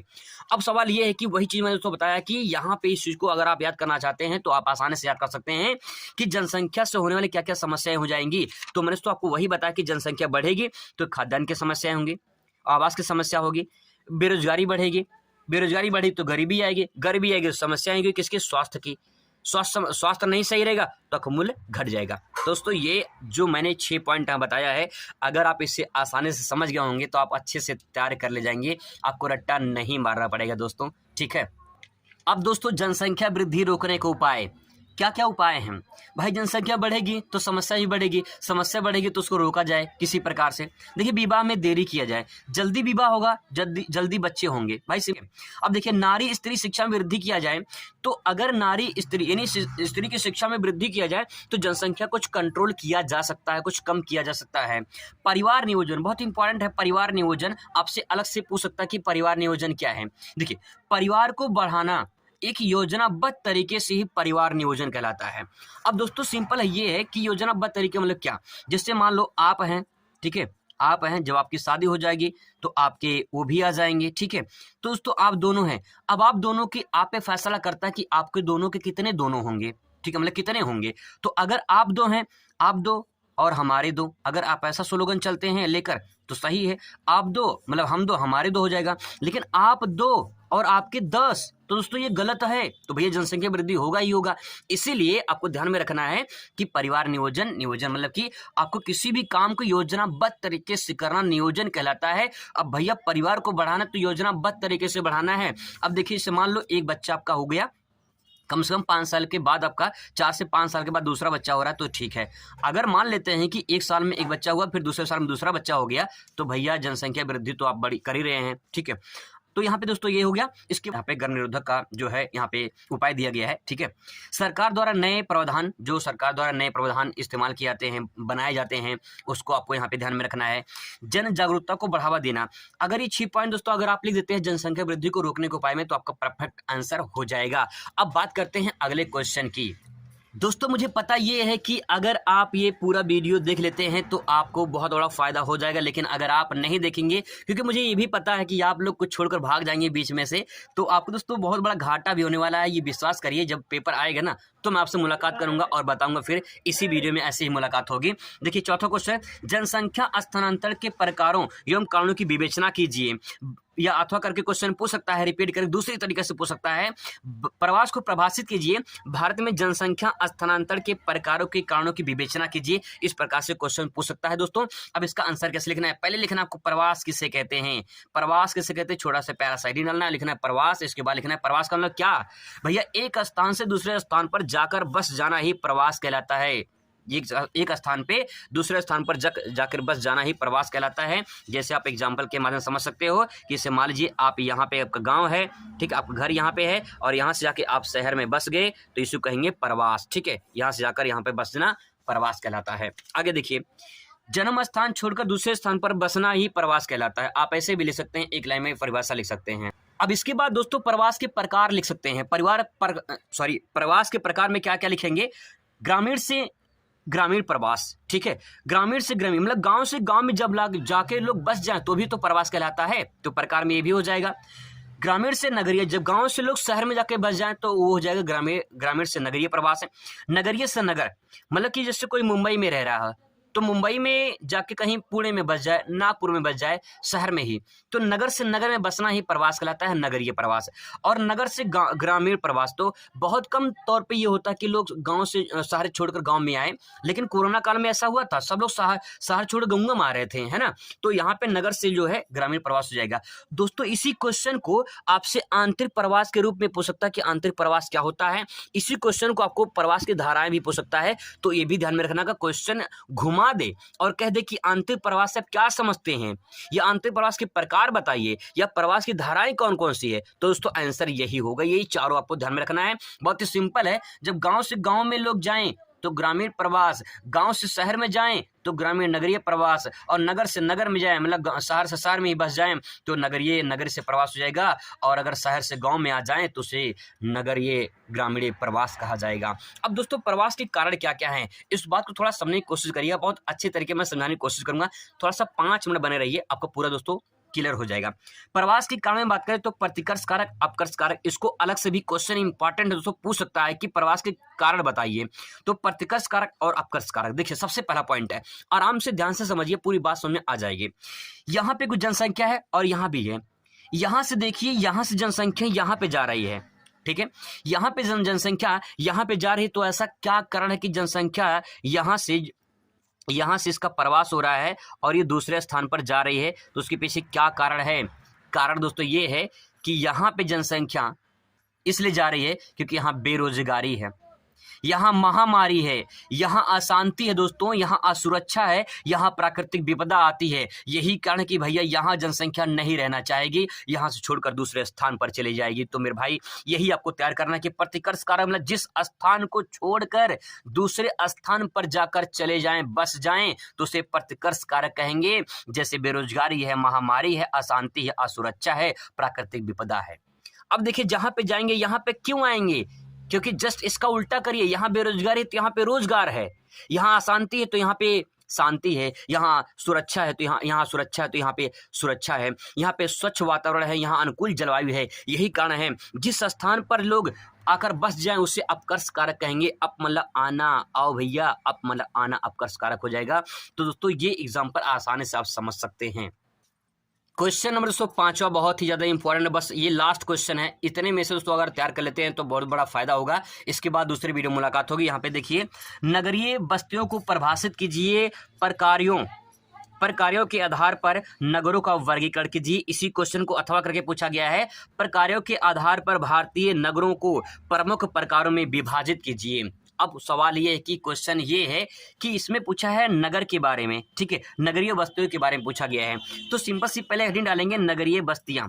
जब नगरीय बस्तियां हेडिंग डालेंगे तो उसके बारे में 2 लाइन लिखेंगे। पहले क्या लिखेंगे, नगरीय बस्तियों से आशय ऐसे क्षेत्र से है जहां द्वितीय और तृतीय क्षेत्र का व्यवसाय उपलब्ध होते हैं। बहुत ही सिंपल पॉइंट ये है दोस्तों, आपको बता दें कि जैसे देखिए नगर में क्या होता है, नगर में यानी शहर में क्या होता है, शहर में आपको ज़्यादा रोजगार मिल जाते हैं, ठीक है, ज़्यादा रोजगार मिल जाते हैं, और शहर में ही आपको द्वितीय क्षेत्र भी मिल जाते हैं। द्वितीय का मतलब होता है कि जहाँ पे उद्योग होते हैं, ठीक है, जहाँ पे सेवा क्षेत्र होता है, ये तृतीय क्षेत्र में चला जाएगा। तो जहाँ पे द्वितीय क्रिया मतलब जहाँ उद्योग निर्माण होते हैं, जहाँ कंपनी लगी होती हैं, जहाँ पे लोगों को रोजगार मिलता है, तो वहाँ पे ये दोनों क्रिया कहाँ पे होती है, नगर में। तो नगरीय बस्तियों में क्या हो जाएगा, यहाँ पे हम लिख सकते हैं कि नगरीय बस्तियों से आशय से क्षेत्र से है जहाँ द्वितीय और तृतीय क्षेत्र का व्यवसाय उपलब्ध होता है। इसके बाद तो यहाँ पे देखिए भारत के नगरों का कार्यों के आधार पर वर्गीकरण कीजिए, मतलब कि नगरों में कौन कौन से कार्य होते हैं उसका बताना है यहाँ पे। तो दोस्तों यहाँ पे दे सकते हैं क्या क्या इसका आंसर हो जाएगा। तो चलिए समझते हैं। पहला पॉइंट क्यों दोस्तों यहाँ पे हो जाएगा खनन नगर। खनन नगर का मतलब ये होता है कि जहाँ पे खनिज संसाधन ज्यादा उपलब्ध होते हैं, तो उसे क्या बोलेंगे, खनन नगर बोलेंगे, ठीक है। इसमें आप 2 लाइन लिख सकते हैं, जैसे कि झारखंड का झरिया, वहाँ पे कोयला मिलता है, ठीक है। तो आप इसमें एग्जांपल में लिख सकते हैं कि झारखंड का झरिया, यहाँ पे कोयला मिलता है, ठीक है। और राजस्थान में खेतड़ी, वहाँ तांबा मिलता है, तो एक खनन नगर हो जाएगा ऐसे, ठीक है। औद्योगिक नगर में आप जैसे भिलाई है, राउरकेला है, या लिख सकते हैं इसमें, ठीक है। व्यापारिक नगर में जहाँ व्यापार होते हैं, जैसे सिकंदराबाद है, हैदराबाद है, ठीक है, नोएडा हो गया, दिल्ली हो गया, व्यापारिक नगर में आ जाएंगे। प्रशासनिक नगर में दिल्ली आ जाएगा, लखनऊ आ जाएगा, ठीक है, पटना आ जाएगा, ये प्रशासनिक नगर में आ जाएंगे। सांस्कृतिक नगर में देखिए, सांस्कृतिक नगर में कौन कौन से, आपका प्रयागराज हो जाएगा, वाराणसी हो जाएगा, ये आपका सांस्कृतिक नगर में आ जाएगा। पर्यटन नगर में देखिए, पर्यटन नगर में इससे मान लो कि आपका हो जाएगा मसूरी है, नैनीताल है, ठीक है, उत्तराखंड में बहुत सारे क्षेत्र हैं, तो यहाँ पे आपका हो जाएगा, ठीक है। आगे देखिए गैरसैंण या छावनी नगर। गैरसैंण या छावनी नगर की बात करें, जैसे लखनऊ हो गया, गोरखपुर हो गया, फैजाबाद हो गया, ठीक है, यहाँ पे क्या है, छावनी नगर है, कैंट एरिया जिसे बोलते हैं, जो जहाँ मिलिट्री रहती है। धार्मिक नगर की बात करें, जैसे वृंदावन हो गया, चित्रकूट हो गया, प्रयागराज हो गया, इलाहाबाद भी हो गया, सॉरी हाँ वही बातें की है, वाराणसी भी हो गया।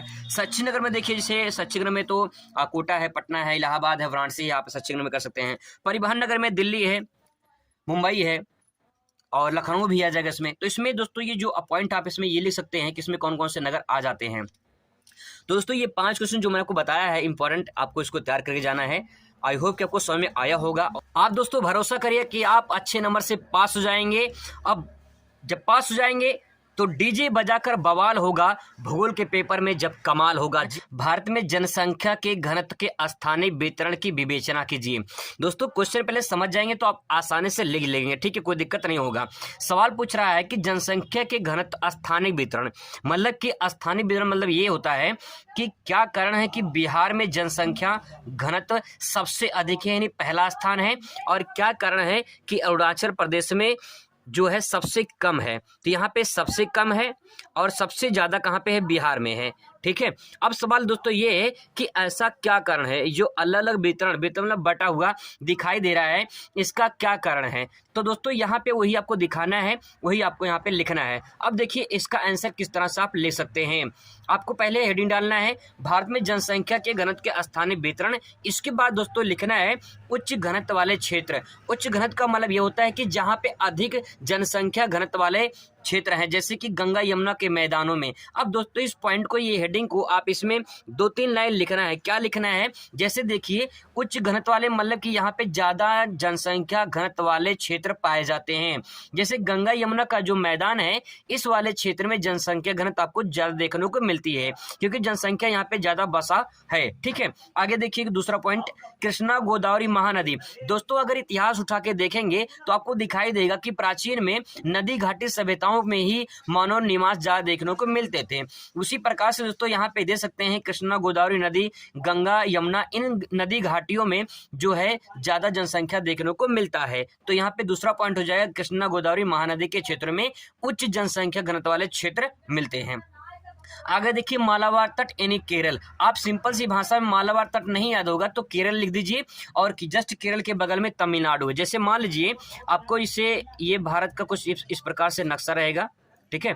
तो आप इस तरह से बना के छोटा सा इस तरह दिखा भी सकते हैं। तो यहाँ पे देखिए जैसे इस टाइप, यहाँ पे आपके बाएं साइड पे यहाँ पे केरल हो जाएगा, और आपके दाहिने साइड पे यहाँ पे तमिलनाडु हो जाएगा। ठीक है, तो आप दो यहाँ पे इस तरह से लिख सकते हैं केरल और ये तमिलनाडु। तो आप इस छोटा सा डायग्राम भी बना सकते हैं अगर आपको थोड़ा मोड़ा आता है। ठीक है, आगे देखिए यहाँ पे कोरोमंडल तट यानी तमिलनाडु का तट, और इसके में गुजरात, महाराष्ट्र, ये थोड़ा सा आ जाएगा इसमें। तो यहाँ पे जनसंख्या घनत्व आपको ज्यादा देखने को मिलता है। ठीक है, इसके बाद दोस्तों आप दूसरा पॉइंट लिखेंगे यहाँ पे मध्यम जनसंख्या वाले क्षेत्र। देखिए बहुत आसान तरीका याद करने में, सबसे पहले उच्च लिखेंगे, फिर मध्यम, फिर तीसरा पॉइंट निम्न कर देंगे। ठीक है, अब मध्यम में क्या आ जाएगा, जैसे छोटा नाग पठार है तो इस वाले क्षेत्र में से झारखंड है, ठीक है, पश्चिम बंगाल, उड़ीसा है, पश्चिम बंगाल नहीं उड़ीसा वाला क्षेत्र जो आ जाएगा, ये हो जाएगा इसमें। ठीक है, आंध्र प्रदेश, तेलंगाना इसमें आ जाएगा, दक्कन का पठार वाला क्षेत्र आ जाएगा। यहाँ से ये 3 पॉइंट यहाँ से कवर कर लेंगे। आगे दोस्तों तीसरा दे सकते हैं न्यून जनसंख्या घनत्व वाले क्षेत्र। तो न्यून मतलब सबसे कम जहां पाए जाते हैं, जैसे पूर्वी हिमालय वाला क्षेत्र है जिसमें अरुणाचल प्रदेश, सिक्किम, मिजोरम ये सब आ जाएंगे, और पश्चिमी राजस्थान जहां राजस्थान मरुस्थल वाला क्षेत्र है, छत्तीसगढ़, उड़ीसा में भी जनसंख्या यहाँ पे घनत्व कम देखने को मिलती है। अब दोस्तों छोटा सा डायग्राम बना देंगे यहाँ पे, तो आपको पूरा परफेक्ट नंबर मिल जाएगा। नहीं 4 नंबर में दोस्तों ये पूछा जाता है लघु उत्तरीय क्वेश्चन, तो 4 नंबर आपको आसानी से यहाँ से मिल जाएगा। अब देखिए यहाँ पे छोटा नाग पठार यहाँ मैंने दर्शा दिया है, दक्कन क्षेत्र यहाँ दर्शा दिया है, गंगा यमुना का क्षेत्र यहाँ पे, न्यून जनसंख्या घनत्व वाले क्षेत्र यहाँ पे अरुणाचल प्रदेश जो है, ये सब हो जाएंगे। ठीक है दोस्तों, इस तरह से छोटा सा डायग्राम बना के आप अगर प्रदर्शित करते हैं तो आपको पूरा अच्छा नंबर मिलता है। अगला क्वेश्चन दोस्तों यहाँ पे दे सकते हैं, जनसंख्या के वितरण को प्रभावित करने वाले कारकों की विवेचना कीजिए। इस क्वेश्चन में दोस्तों मैं लॉन्ग क्वेश्चन में बता चुका हूँ, इसीलिए अगर आप लॉन्ग क्वेश्चन तैयार कर लिए होंगे तो आपका शॉर्ट भी तैयार हो जाएगा। इसीलिए लॉन्ग क्वेश्चन ज्यादा तैयार करने की कोशिश करिए, आपका शॉर्ट तैयार हो जाएगा। ठीक है, जनसंख्या के वितरण को प्रभावित करने वाले कारकों की विवेचना कीजिए, इसके बारे में पढ़ चुके हैं तो विस्तृत उत्तरीय में। ठीक है, अब इसको यहाँ पे नहीं पढ़ेंगे, आप उससे पढ़ लीजिए। ठीक है, आगे देखिए वही क्वेश्चन यहाँ पे रिपीट हुआ है, भारत में जनसंख्या के असमान वितरण की विवेचना कीजिए, ये भी लॉन्ग क्वेश्चन में पढ़ चुके हैं। आगे देखिए भारत में जनसंख्या वृद्धि और वितरण की विवेचना कीजिए, ये भी क्वेश्चन लॉन्ग क्वेश्चन में लोग पढ़ चुके हैं। तो दोस्तों लॉन्ग क्वेश्चन अगर तैयार कर लेते हैं तो लघु उत्तरीय और अति लघु भी आपका वहां से कवर हो जाता है। आगे देखिए यहाँ पे जनसंख्या प्रवास को प्रभावित करने वाले कारकों को उल्लेख कीजिए, ये भी क्वेश्चन तो हम लोग प्रैक्टिस कर चुके हैं विस्तृत वाले में, तो इसे मैं बार बार कह रहा हूँ कि उसे तैयार कर लीजिए, यहाँ से ये भी क्वेश्चन तैयार हो जाएगा, बार बार क्या जरूरत है उसको लिखने की। ठीक है, जनसंख्या प्रवास को प्रभावित करने वाले कारक ये हो गया। अब देखिए यहाँ पे भारत में जनसंख्या स्थानांतरण के प्रकारों कारणों की विवेचना कीजिए, ये भी हम लोग लॉन्ग क्वेश्चन में कवर कर चुके हैं। देखिए अगला क्वेश्चन है, भारत में ग्रामीण और नगरीय क्षेत्रों के होने वाले प्रवास के कारण का उल्लेख कीजिए, ये भी दोस्तों हम लोग कवर कर चुके हैं। तो यहाँ पे जो मैंने क्वेश्चन बताया ये आप जरूर तैयार कर लीजिए, लॉन्ग क्वेश्चन अगर आप तैयार कर लिए होंगे तो आपको यहाँ से भी क्वेश्चन तैयार हो जाएगा। ये क्वेश्चन दोस्तों इंपॉर्टेंट है, 2022 में पूछा गया है मानव विकास सूचकांक के बारे में। तो चलिए इसको थोड़ा सा हम लोग पढ़ लेते हैं और मैं कोशिश करूंगा कि आपको आसानी से चीजें समझ में आ जाएं। देखिए मानव विकास सूचकांक, सबसे पहले सवाल ये कि मानव विकास सूचकांक है क्या। ठीक है, तो मानव विकास सूचकांक मानव के विकास के मापने की एक पद्धति है। ठीक है, एक आंकड़ा है जिसके माध्यम से मापा जाता है, तो इसको बोलते हैं ह्यूमन डेवलपमेंट इंडेक्स, यानी HDI बोलते हैं शॉर्ट फॉर्म में, ठीक है, ह्यूमन डेवलपमेंट इंडेक्स HDI बोलते हैं। अब दोस्तों इसको आपको कभी कभी इसका पूरा नाम पूछ लेता है कि HDI का पूरा नाम क्या है, तो ध्यान में रखिए, अगर आपको स्पेलिंग नहीं आ रहा है तो आप ऐसे भी लिख सकते हैं ह्यूमन डेवलपमेंट इंडेक्स। अगर आपको इंग्लिश में स्पेलिंग आ रहा है तो आप ह्यूमन डेवलपमेंट इंडेक्स ऐसे भी लिख दीजिएगा, ठीक है। इसको हिंदी में मानव विकास सूचकांक कहते हैं। तो सबसे पहला पॉइंट ये हो जाएगा कि मानव के विकास की मापने की इकाई है, ठीक है। आगे देखिए, मानव विकास का सूचकांक का एक माप प्रणाली है जिसका उपयोग संयुक्त राष्ट्र विकास कार्यक्रम, संयुक्त राष्ट्र विकास कार्यक्रम मतलब UNDP, कभी कभी इसके बारे में इसका भी पूरा नाम पूछ लेता है कि UNDP क्या है, यूनाइटेड नेशन डेवलपमेंट प्रोग्राम, ठीक है। यूनाइटेड का मतलब संयुक्त, नेशन मतलब राष्ट्र, डेवलपमेंट प्रोग्राम, सॉरी विकास, और प्रोग्राम मतलब कार्यक्रम, ठीक है। तो संयुक्त राष्ट्र विकास कार्यक्रम के द्वारा शुरू किया गया है मानव विकास सूचकांक, ठीक है। दूसरा ध्यान रखेंगे, पहला पॉइंट ये कि मानव विकास जो सूचकांक है ये मानव के विकास को मापने की इकाई है, ऐसे भी कह सकते हो आप, ठीक है। आप ऐसे भी बना के लिख सकते हो, कोई दिक्कत नहीं है। इसको किसने शुरू किया गया था, तो आंसर होगा संयुक्त राष्ट्र विकास कार्यक्रम के द्वारा जो है मानव विकास सूचकांक को चालू किया गया था, ठीक है। आगे देखिए कि मानव विकास सूचकांक रिपोर्ट तैयार करता है, यानी जो मानव विकास सूचकांक है ये संयुक्त राष्ट्र विकास कार्यक्रम के जो है रिपोर्ट तैयार करता है कि कौन सा देश मानव कितना विकास कर चुका है, कौन सा देश अभी पिछड़ा हुआ है। जहाँ पे दोस्तों ध्यान रखेंगे कि मानव विकास जैसे कि विकसित देश है तो वहाँ मानव विकास कर चुका है, अर्ध विकसित देश है वहाँ मानव विकास अभी कर रहा है, या विकासशील देश है वहाँ भी मानव भी विकास कर रहा है। जैसे भारत एक विकासशील देश है तो भारत विकासशील देश, भारत की जो मानव है यहाँ पे अभी पूरी तरह से विकसित नहीं हो पाए हैं। तो जो मानव विकसित हो जाएगा तो देश अपने आप विकसित हो जाएगा, ठीक है। वही बात यहाँ पे कहना चाह रहे हैं।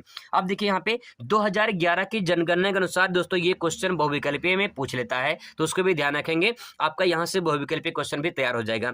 2011 की जनगणना के अनुसार भारत विश्व में 134वां स्थान था। तो अगर आपसे पूछता है कि 2011 की जनगणना के अनुसार भारत के जो है मानव विकास सूचकांक पूरी दुनिया में कितना है, कौन सा स्थान है, तो 134वें नंबर पे है, ठीक है।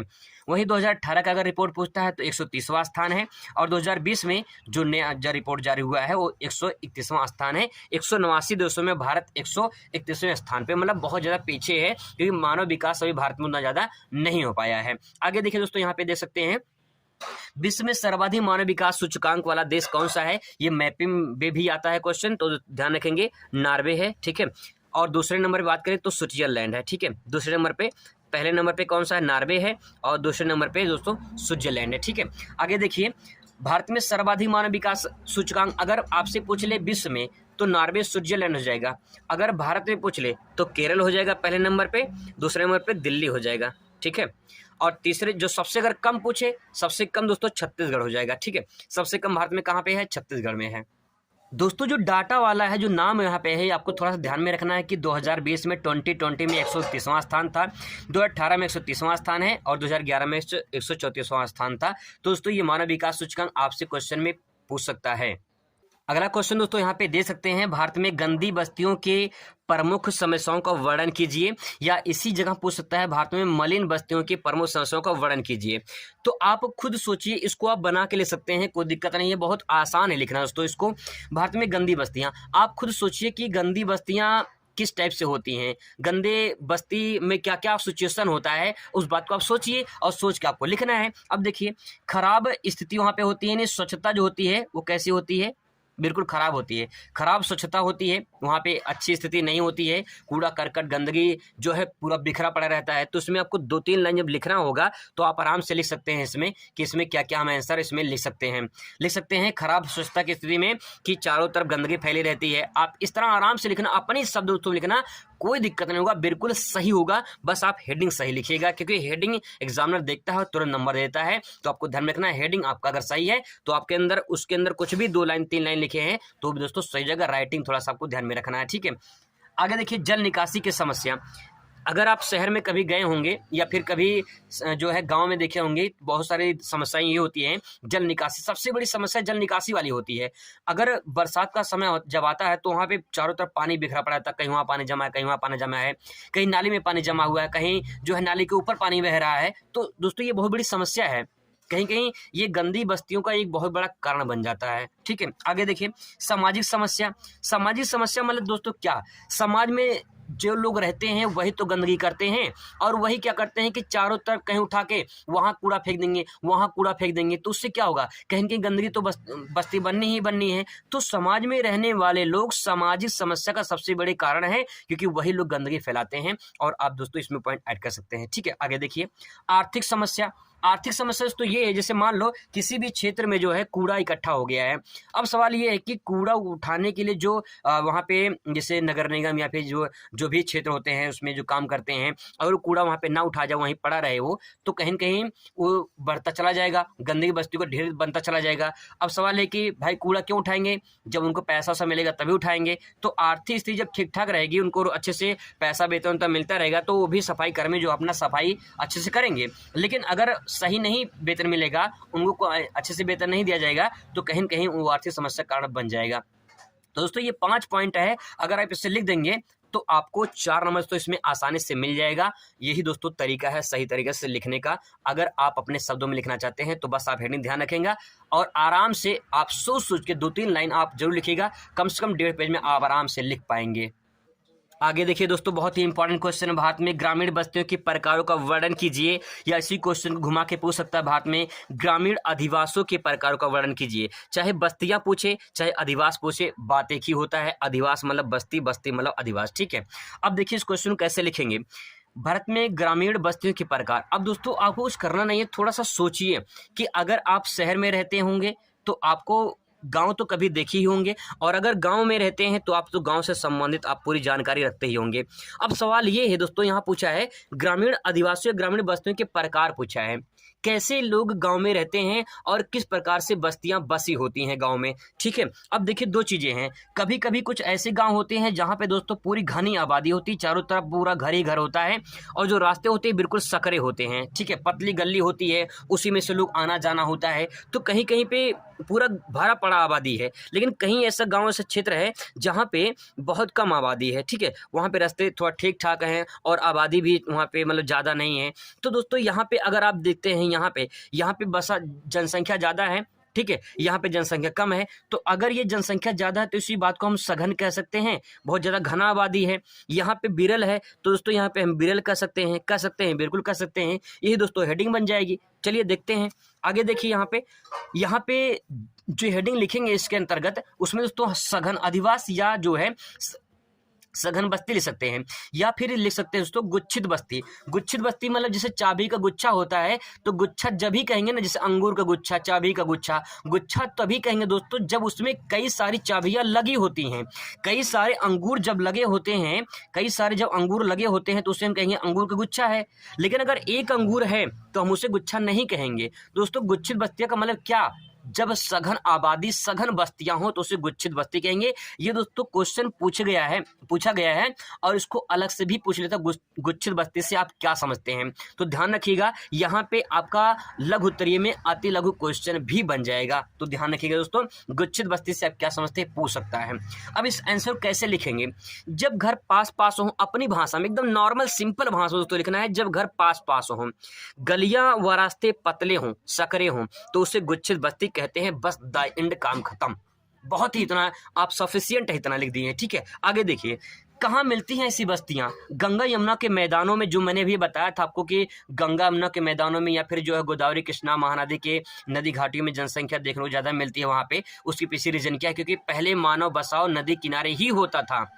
आप इतिहास उठा के देख लेंगे तो आपको सिंधु घाटी सभ्यता या फिर हड़प्पा सभ्यता या फिर जो है बहुत सारी सभ्यताएं हैं, जैसे कि जो है मोहनजोदड़ो के यहाँ पे आपका है चीन की सभ्यता, मेसोपोटामिया की सभ्यता, जो है मिस्र की सभ्यता, ये सब सभ्यताएं जो हैं कहीं न कहीं हमें ये दिखाती हैं इतिहास में कि मानव अधिवास जो है नदी किनारे होता था। दोस्तों इस क्वेश्चन को आप ऐसे लिख सकते हैं।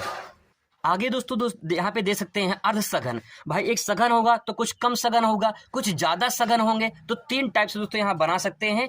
3 टाइप से आपका आंसर यहाँ बन जाएगा। जैसे मान लेते हैं कि कहीं जनसंख्या बहुत ज़्यादा भारी पड़ी होगी, जैसे मान लो यहाँ पे ज़्यादा भरी पड़ी है और यहाँ पे कम भरा पड़ा है। ठीक है, और यहाँ पे बिल्कुल जनसंख्या बिल्कुल कम है। तो ये 3 टाइप का, यहाँ पे सघन है, फिर यहाँ पे अर्ध सघन है और यहाँ पे बिरल है, बिल्कुल बिरल है। तो यहाँ पे ये दूसरा पॉइंट, ये तीसरा पॉइंट हो जाएगा। दोस्तों यहाँ पे 3 पॉइंट इस तरह से आप बना के ले सकते हैं, कोई दिक्कत नहीं होगा। आगे देखिए यहाँ पे अर्ध सघन अर्धगुच्छित बस्ती कह सकते हैं इसको। अर्धगुच्छित बस्ती को पूर्वा, नगला या पन्ना बस्ती भी कहते हैं। दोस्तों मतलब ये होता है कि जैसे कि गांव होते हैं, अब गांव में क्या होता है कि गांव एक बहुत बड़ा गांव होता है, उसमें अलग अलग पूर्वे बटे होते हैं, है ना, जाति के आधार पे, धर्म के आधार पे अलग अलग पूर्वा बटा होता है। आपके गांव में भी पूर्वे होंगे, जैसे एक पूर्वा ये होगा, एक पूर्वा ये होगा, एक पूर्वा ये होगा, एक पूर्वा ये हो गया, ठीक है। तो इसी को अलग अलग क्षेत्रों में जो है कहीं नगला कहते हैं, कहीं पे पन्ना बोलते हैं, तो ये बस्तियों के नाम है ऐसे से, पूर्वा बोलते हैं कहीं कहीं, है ना। तो ध्यान रखिएगा, अर्ध सघन बस्ती का मतलब पूर्वा या नगला या पन्ना के रूप में बटे होते हैं। इसके बाद दोस्तों यहाँ पे प्रकीर्ण बस्ती का मतलब ये होता है कि विरल बस्ती, ऐसे बिखरा हुआ बस्ती भी कहते हैं, इसे बिखरा हुआ बस्ती भी कहते हैं। जब पहाड़ियों के ढालों पर दूर दूर मकान बसे हों तो प्रकीर्ण बस्ती कहते हैं। तो दोस्तों ध्यान रखिएगा, जब कोई पर्वत पठार हो, ठीक है, जब कोई पर्वत पठार हो, आप इस तरह से डायग्राम बना सकते हैं यहाँ पे कि जैसे मान लो कि पर्वत पहाड़ी क्षेत्र है, तो यहाँ पे जब दूर दूर घर दिखाई दे तो ऐसे बस्ती को प्रकीर्ण बस्ती कहा जाता है। तो दोस्तों ये क्वेश्चन आपको समझ में आ गया होगा। अब बात करते हैं अगले क्वेश्चन की। हाँ, एक पॉइंट दोस्तों यहाँ पे चौथा पॉइंट और ऐड कर सकते हैं इसमें, पल्ली बस्ती। ये इंपॉर्टेंट इसलिए है कि पल्ली बस्ती दोस्तों अलग से भी एग्जाम में पूछा गया है, तो ध्यान रखिएगा, इंपॉर्टेंट है। पल्ली बस्ती से आप क्या समझते हैं? जब मुख्य गांव से छोटा गांव जुड़ा हो, जब मुख्य गांव से छोटा गांव जुड़ा हो तो उसे पल्ली बस्ती कहा जाता है। ऐसी गांव जैसे छत्तीसगढ़ है, हिमालय की निचली घाटियों में पाए जाते हैं। अब दोस्तों ऐसी गांव, जैसे मान लो कोई बड़ा सा गांव है, ठीक है, कोई बड़ा सा गांव है, अब उसमें से एक छोटा सा गांव, ठीक है, एक छोटा सा गांव जो है यहाँ पे इस तरह से जुड़ा हो, मान लेते हैं ये छोटा सा गांव है, ठीक है, एक छोटा सा गांव है और ये कोई बड़ा गांव है, ये कोई बड़ा गांव है। तो दोस्तों जब ये बड़ा गांव इस छोटे गांव से या छोटा गांव बड़े गांव से टच में हो, सटा हो, ठीक है, तो उसे कहेंगे पल्ली बस्ती। पल्ली का मतलब दोस्तों ये हो सकता है कि जैसे पूर्वा होता है ठीक उसी प्रकार से, लेकिन बड़े गांव से वो अटैच होता है, जुड़ा होता है। तो जब मुख्य गांव से छोटा गांव जुड़ा होता है तो उसे पल्ली बस्ती कहते हैं। या आप ऐसे भी कह सकते हैं, पल्ली बस्ती का मतलब ये हो सकता है कि जब जो गांव है, जो गांव वाला क्षेत्र है, उसमें अलग अलग जो पूर्वे होते हैं उसे भी पल्ली बस्ती कह सकते हैं, ठीक है। तो अलग अलग क्षेत्रों में पल्ली बस्ती जो होते हैं उसको भी अलग अलग जो बिखरे हुए क्षेत्र होते हैं उसे भी पल्ली बस्ती कहा जा सकता है, लेकिन वो मुख्य गांव से जब अटैच होता है तब, ठीक है। आगे देखिए दोस्तों, यहाँ पे जो अगला क्वेश्चन है यहाँ पे दे सकते हैं, ग्रामीण बस्तियों के प्रतिरूप को विवरण दीजिए। ये क्वेश्चन तो ज़्यादा इंपॉर्टेंट तो नहीं है, लेकिन आपको ध्यान में रखना है कि अगर आपसे पूछ ले ग्रामीण बस्तियों के प्रतिरूपों का विवरण दीजिए, मतलब कि गांव में बस्तियां किस प्रकार से देखने को मिलती हैं। जैसे देखिए रेखीय प्रतिरूप मतलब कि गांव के ही रूप का जो एक रूप होता है उसी का पूछा गया है। तो रेखीय का मतलब एक रेखा में ऐसे प्रतिरूप जब नदी, नहर या सड़कों के किनारे, यहाँ पे सड़क भी लिख सकते हैं, ऐसे प्रतिरूप जो नदी, नहर, सड़क के किनारे बसे हों तो उसे रेखीय प्रतिरूप कहते हैं। जैसे देख लीजिए, जब एक नदी होती है तो नदी ऐसे बहती है, ठीक है, सड़क भी ऐसे ही होता है, नहर भी ऐसे ही बहती है। तो दोस्तों यहाँ पे जो ये पॉइंट देख रहे हो, कहीं कि एक रेखा में ये जा रहा है, ठीक है। जब यहाँ पे मानव बसाव होगा तो मानव बसाव कहाँ पे होगा? इस प्रकार से नदी किनारे, रोड किनारे ऐसे घर बने होते हैं। तो दोस्तों इसी को रेखा प्रतिरूप कह सकते हैं, ठीक है। आगे देखिए, वर्गाकार, इसको याद करना बहुत आसान है, ठीक है। रेखा का मतलब जब नदी, नहर किनारे बसे हों तो उसे रेखा कहेंगे, और वर्गाकार मतलब जब वर्गाकार में हो। वर्गाकार का मतलब ये होता है जैसे कि मान लो कि एक, जैसे ये रोड गया है, फिर यहाँ से रोड आया है, ठीक है, अब फिर एक से रोड गया है, तो जब ये चौराहा टाइप कैसे बन जाएगा तो इसी कहेंगे वर्गाकार, ठीक है। और यही में क्या हो जाएगा, आयताकार भी यहीं पे हो जाएगा, आयताकार ऐसे भी हो जाएगा, ठीक है। तो वर्गाकार, आयताकार प्रतिरूप, आपको ये डायग्राम बनाना है, बना देंगे, कुछ करना नहीं है, बहुत सिंपल है बनाना, बना देंगे तो आपको कुछ नोट मिल जाएगा। दोस्तों इस वीडियो में ये लास्ट क्वेश्चन प्रैक्टिस कर लीजिए, बस लास्ट ये है, इसके बाद हम लोग दूसरे टॉपिक की बात करेंगे दूसरी वीडियो में, ठीक है, क्योंकि वीडियो बहुत लंबा हो जाएगा। देखिए क्वेश्चन इंपॉर्टेंट है, नगरीकरण से आप क्या समझते हैं? भारत में नगरीकरण से होने वाले समस्याओं का वर्णन कीजिए या बताइए, ठीक है। तो सबसे पहले आपको लिखना कि नगरीकरण क्या है। नगरीकरण की परिभाषा बात करें तो नगरीकरण का तात्पर्य है ग्रामीण क्षेत्रों से नगरीय क्षेत्रों की तरफ पलायन करना ही नगरीकरण कहलाता है। तो बहुत ही सिंपल भाषा में लिख सकते हैं कि जब लोग गांव से, ऐसे बना के लिखिए, जब लोग गांव से शहर में जाके बस जाएं तो उसे नगरीकरण कहेंगे, क्योंकि शहर का विकास होता चला जाता है, शहर में जनसंख्या बढ़ती चली जाती है। तो नगरीकरण से तात्पर्य हो जाएगा कि जब गांव के लोग शहर में जाके बस जाएं तो उसे हम कहेंगे नगरीकरण। इसी बात को ऐसे भी ले सकते हैं, किसी भी प्रदेश के कुल जनसंख्या एवं नगरीय जनसंख्या के अनुपात को नगरीकरण कहते हैं। जैसे मान लो कोई प्रदेश है, वहां पे जनसंख्या जितनी है उसका ज्यादा से ज्यादा जनसंख्या नगरीय जनसंख्या में रहती है, तो उन दोनों का जो अनुपात होगा उसी को नगरीकरण नगरीकरण कहा जाएगा। अब दोस्तों सवाल ये है कि नगरीकरण होगा तो समस्या भी होगी, क्या क्या समस्या हो सकती है इसको थोड़ा सा देख लीजिए। नगरीकरण से होने वाली समस्याएं। अब दोस्तों इस पॉइंट को मैं आपको हेडिंग बता दे रहा हूँ, इसके अंतर्गत आपको थोड़ा थोड़ा 2-2 3-3 लाइन लिखना है। क्या लिखना है देख लीजिए। अगर नगरीकरण होगा सबसे पहले समस्या हो जाएगी पर्यावरण की। दोस्तों जो समस्या होगी वो पर्यावरण का मतलब ये होगा कि जनसंख्या बढ़ेगी तो शहर में आप देख लीजिए तापमान और गांव में देख लीजिए तापमान, आपको दिल्ली का तापमान और जो है गांव का तापमान जो है कहीं कि अंतर देखने को मिल जाएगा। ठीक है, आप दक्षिण भारत में चले जाइए, वहाँ पे जनसंख्या अलग मिलेगी, वहाँ पे जो है आपको कहीं कहीं इन्वायरमेंट आपको अलग मिलेगा, वहाँ तापमान ज़्यादा है। उत्तर भारत में आप चलिए जम्मू कश्मीर, हिमाचल प्रदेश, लद्दाख में चले जाइए, उत्तराखंड में चले जाइए, यहाँ पे जनसंख्या यहाँ पे थोड़ा सा अलग मिलेगी और तापमान भी आपको कम मिलेगा। तो कहीं कि इन्वायरमेंट भी जो है प्रभावित होता है। ठीक है, तो पर्यावरण की समस्या, जैसे जनसंख्या बढ़ेगी तो इन्वायरमेंट भी दूषित होगा, तो आप ध्यान रखिएगा, इसमें 2-3 लाइन बना के आपको लिख सकते हैं। ठीक है, आवास की समस्या, भाई जनसंख्या बढ़ेगी तो आवास भी बढ़ेगा, मतलब कि जनसंख्या जो बढ़ेगी उनको आवास चाहिए है। जब लोग नगर में जाके बसेंगे तो उनको आवास चाहिए रहने के लिए। ठीक है, शुद्ध पेयजल, खाद्यान्न की समस्याएं, दोस्तों ये मैं बता चुका हूँ, इसलिए मैं ज़्यादा इस पर टाइम नहीं बर्बाद कर रहा हूँ कि आपको थोड़ा समझना है कि नगरीकरण में क्या क्या समस्याएं हो सकती हैं। शुद्ध पेयजल नहीं मिल पाएगा, खाद्यान्न की समस्याएं बढ़ जाएंगी। ठीक है, बढ़ती आबादी से भीड़ भाड़ बहुत ज़्यादा हो जाएगा, उससे बहुत समस्या हो जाएंगी, बहुत शहरों में जाम लगते हैं, आप देखते ही होंगे। ठीक है, प्रदूषण की समस्या बढ़ जाएगी, जैसे खासकर ध्वनि प्रदूषण, वायु प्रदूषण, ये बहुत ज़्यादा इंपॉर्टेंट है, या समस्याएं बढ़ जाएंगी। तो दोस्तों यहाँ पे जो नगरीकरण समस्या होने वाली है, आप सिर्फ सोचना कि नगर में नगरीकरण हो रहा है, यानी जनसंख्या शहर में बढ़ रही है, तो उससे क्या क्या समस्याएं हो सकती हैं, तो आप इसमें 2-3 पॉइंट और एक्स्ट्रा बढ़ा सकते हैं। यहाँ पे जो मैंने 5 पॉइंट बताया है, ये 5 पॉइंट 4 नंबर के लिए यानी लघु उत्तर के लिए बहुत ही सफिशिएंट है। जो लॉन्ग क्वेश्चन में आपको अगर आता है ये, तो आपको कम से कम 3 से 4 पेज में लिखना है, और लघु उत्तरीय जो प्रश्न हो कम से कम 1.5 पेज में आपको लिखना है। दोस्तों अब ये इंपॉर्टेंट क्वेश्चन मैंने को बता दिया है। क्वेश्चन नंबर 200 देख सकते हैं, बागायती कृषि की 2 विशेषताओं को बताइए। अगर बागायती कृषि के बारे में पूछे तो आप इसके 2 विशेषताओं को लिखना है। जैसे क्या लिख सकते हैं, यह कृषि बागानों में की जाती है, बागायती मतलब बागानों में की जाती है, यह अधिकांश विकसित देशों में की जाती है, पहला विशेषता यह हो जाएगा। इसके अंतर्गत कहवा यानी कॉफी, चाय, रबड़, केला, नारियल आदि आते हैं। इसे रोपड़ कृषि, वाणिज्य कृषि या व्यवसायिक कृषि भी कहा जाता है।